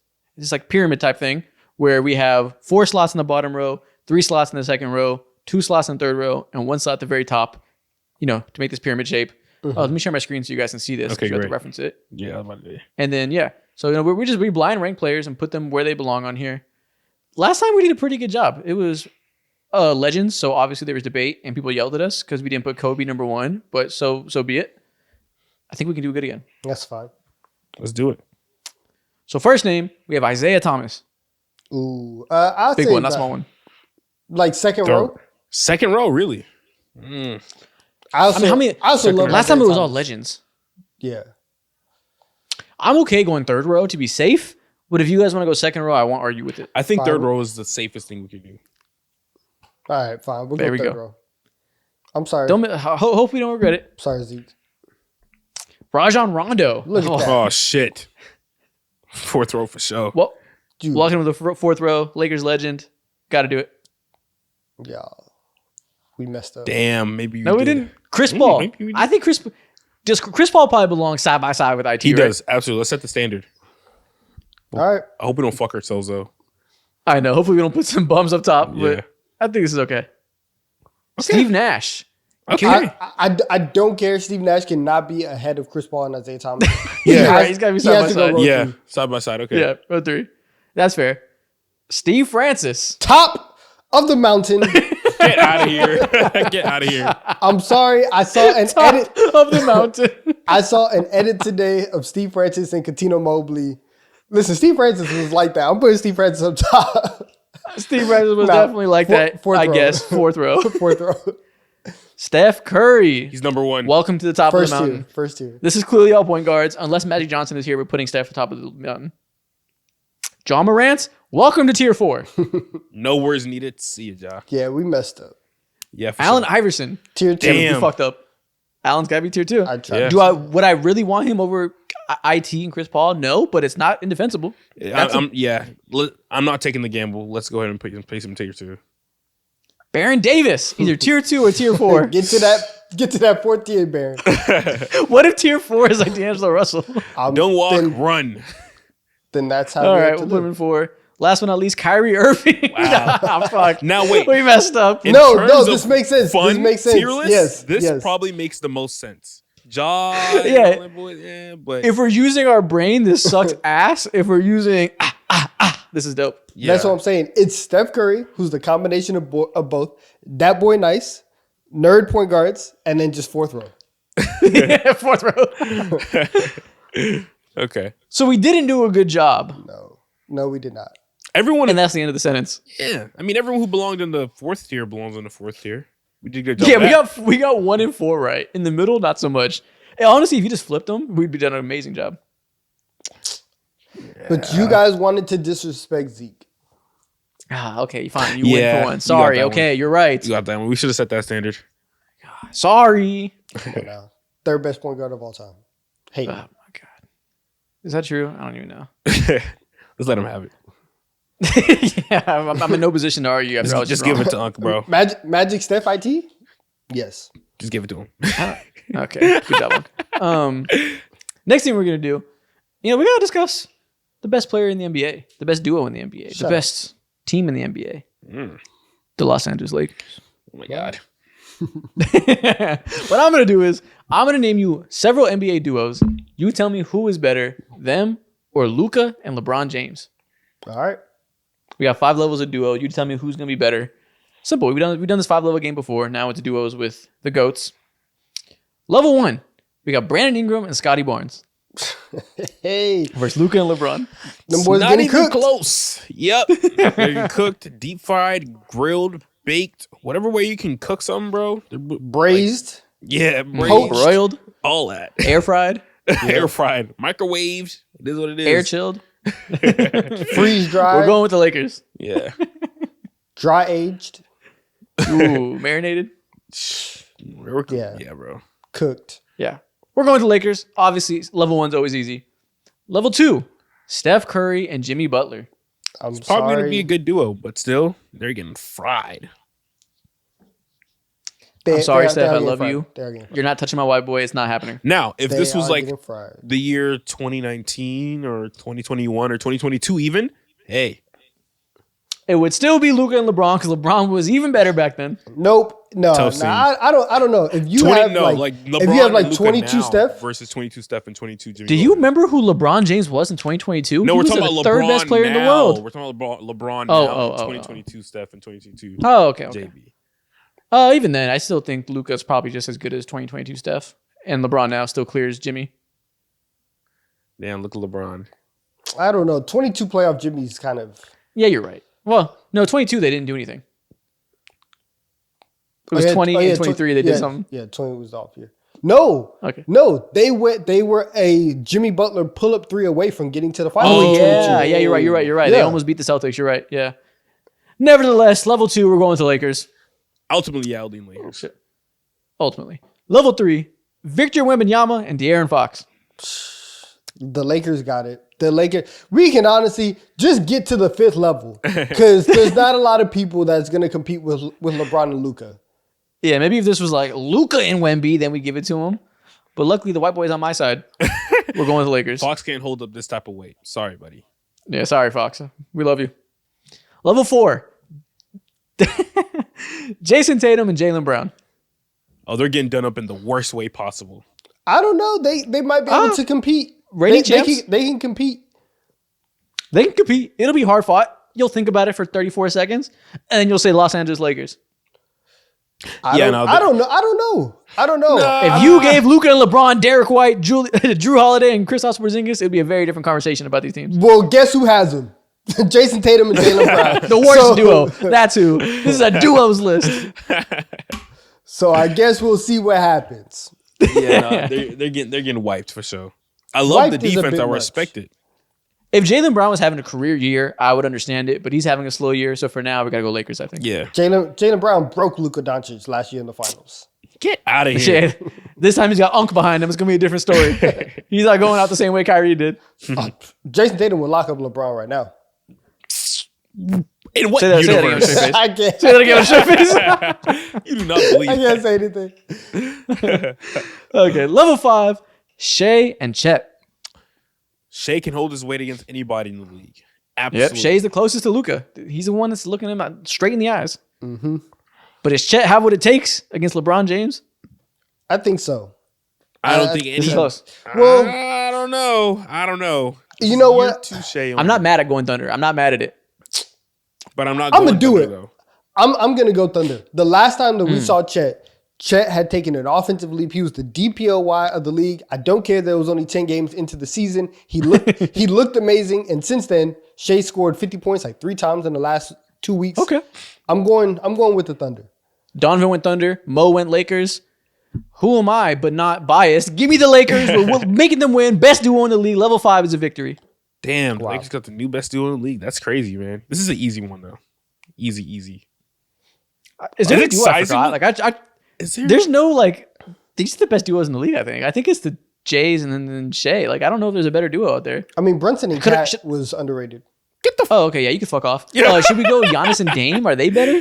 Giannis and Dame. I don't know. is a Then Brunson and Cat? conversation, too. Brunson, are you There's joking? Giannis separates. Yeah, relax. Yeah, it's little bro. Giannis. Just stay over there. Stay at your bodega, okay? Brunson and Cat can be up there though, but obviously we're going Stay over Lakers. where? Higher in the seating? Yes, I will stay here. Then these geezers? Yeah, I'll stay here. Yeah. Understand, I have to fight my battles because best duo in the league is out the question. I'm picking my spots here. So what? Whose spot are you picking him up against? I'll go after Giannis and Dame. And Are you going I after will- Jamal and Jokic? and Jokic? Nah, No. Jokic is too far above. I'll go after D Mitch and Mobley or whichever Okay. two pairing. We're gunning for y'all. I'll do that. What else? Out What west, a low bar. Okay. What else? You can have that. Out west, who else? Oh, Ja and Jaren. We're going after that. I mean, Jaren and Demon Edie. True. You're nasty. Demon eating. Yeah. Okay, last thing we Top want to do. five. Top 5. We're done talking about the Knicks. This is a Lakers podcast only. Fuck off. Oh my god. Next thing we're going to do, Insufferable. Let's talk a little bit more about the Jimmy Butler trade. I forgot to do this earlier in the episode. I'm going to name you a player from the Golden State Warriors or the Miami Heat. You tell me if they're a winner or a loser of the Jimmy Butler trade. A player. Okay. Or just somebody involved. It might be a coach, GM, whatever, but somebody involved in these two teams. You tell me if they're a winner or a loser. Okay. Interesting. Let's do it. First of all, keep it easy. Steph Curry. Winner. Big winner. He don't got to fight for his life no more. And he got two maniacs on his team now instead of one. He's a winner. He has someone who can create his own shot. He's a winner. What? He's the biggest winner. Yeah. We've been begging for Steph to have any kind of help. And they went from Andrew Wiggins as help to Jimmy Butler. And if Jimmy Butler, if he could be playoff Jimmy, Steph might be the biggest winner of the year. Hopefully this allows it so Steph doesn't get triple teamed at half court. But now there's no more excuses. Now he can't be coming out here dropping 22 points a game. He has to get back to some good numbers because now he has some help that'll alleviate some pressure. Nah, we'll see how Jimmy plays. We'll see how Jimmy plays. Trust me, I got the excuse on deck. Don't worry. Don't worry, Steph. I'll protect you. He said the spacing still isn't good. But he still can't shoot. Exactly. You make something up. Relax. Yeah, but listen, Steph went from no help to having two rabid hyenas to attack everybody for him. It's going to be great. Yeah, exactly. What about Jimmy Butler? Is he a winner or a loser? He wanted to go to the Suns, so this isn't his favorite option. He's got a 2-year contract instead of 4. At the end of the day, he got his bag and he's going to the Bay. So I think he out-meted Pat Riley. That's hard to do. Wow. What has happened they went dome for dome, just going together like steers, like rams, butting heads to see who would win the meet-off. And he got traded. You would think Pat Riley would say, nah, you're staying here, but he didn't. After Pat Riley publicly said, yeah, we're not trading Jimmy Butler. Guess what? Yeah, you won. You traded him, and guess what? Now he has $120 million. You made the most hard-headed old man in the country say, damn, maybe I am washed. You're right. That's an accomplishment. And got breaded in the process? Yes, sir. Jimmy Butler, yeah, it's a dub. Never winner. Dub. It's a lot of money. Okay. Andrew Wiggins. Loser. See? How is he loser? Wait, how is he loser? Everyone said that it was really sad whenever he had to go. Streets are saying that Andrew Wiggins just had a child. Now he got to move the baby. Damn. They hate to see it. Being on planes with baby is stressful, but at the end of the day, he is in Miami. Great weather still. He's a family man now. You don't want to. He gets to play basketball with no criticism after being in the echo chamber of insane Warriors fans. He's probably gonna be much happier. Yeah, I think he's a solid winner. The winner. Why not? Yeah. Tyler Hero. It's a massive winner. He gets to go ahead and ball out. The ball is all in his hands. Show us what real all-star Tyler Hero looks like. No distractions. This team is building around Tyler Hero, now. So he's a massive winner. Joe Lacob, owner of the Golden State Warriors. Loser, actually. Because it took too long. I think we can leave it there. I think no matter what, we can call Joe Lacob a loser and feel good about it as people. I feel like that's a general good stance to have. Joe Lacob is a loser. Let's stick with it. Yeah, exactly. Too much dip on his chip. Multiple occasions. They gonna hate He's us probably out pissed. there. They gonna hate us out there. We're never getting invited over again. We'll never. Say goodbye. You coming to my building? Draymond Green. Winner. He's happy as hell right now, bro. Winner. Got his treacherous twin next to him. It's gonna be crazy. Yeah, he's gonna look around. Him and Jimmy are gonna be like they're gonna be going crazy, and Draymond's gonna be like, "You see what I've been having to deal with? I'm not crazy. I told you, it's wild out here." It's like that tweet where it's like, it's always two dumb bitches telling each other yes. Yeah. But it's always two crazy motherfuckers telling each other yes. Yeah. Bro, I feel so sorry for the referees that got to deal with these two each and every single night. And then you got Steve Kerr over there just breaking clipboards and all that too consistently. It's over. Disgusting brothers. I can't wait to watch it. Disgusting brothers. I can't think of any more losers. Nobody really lost this trade.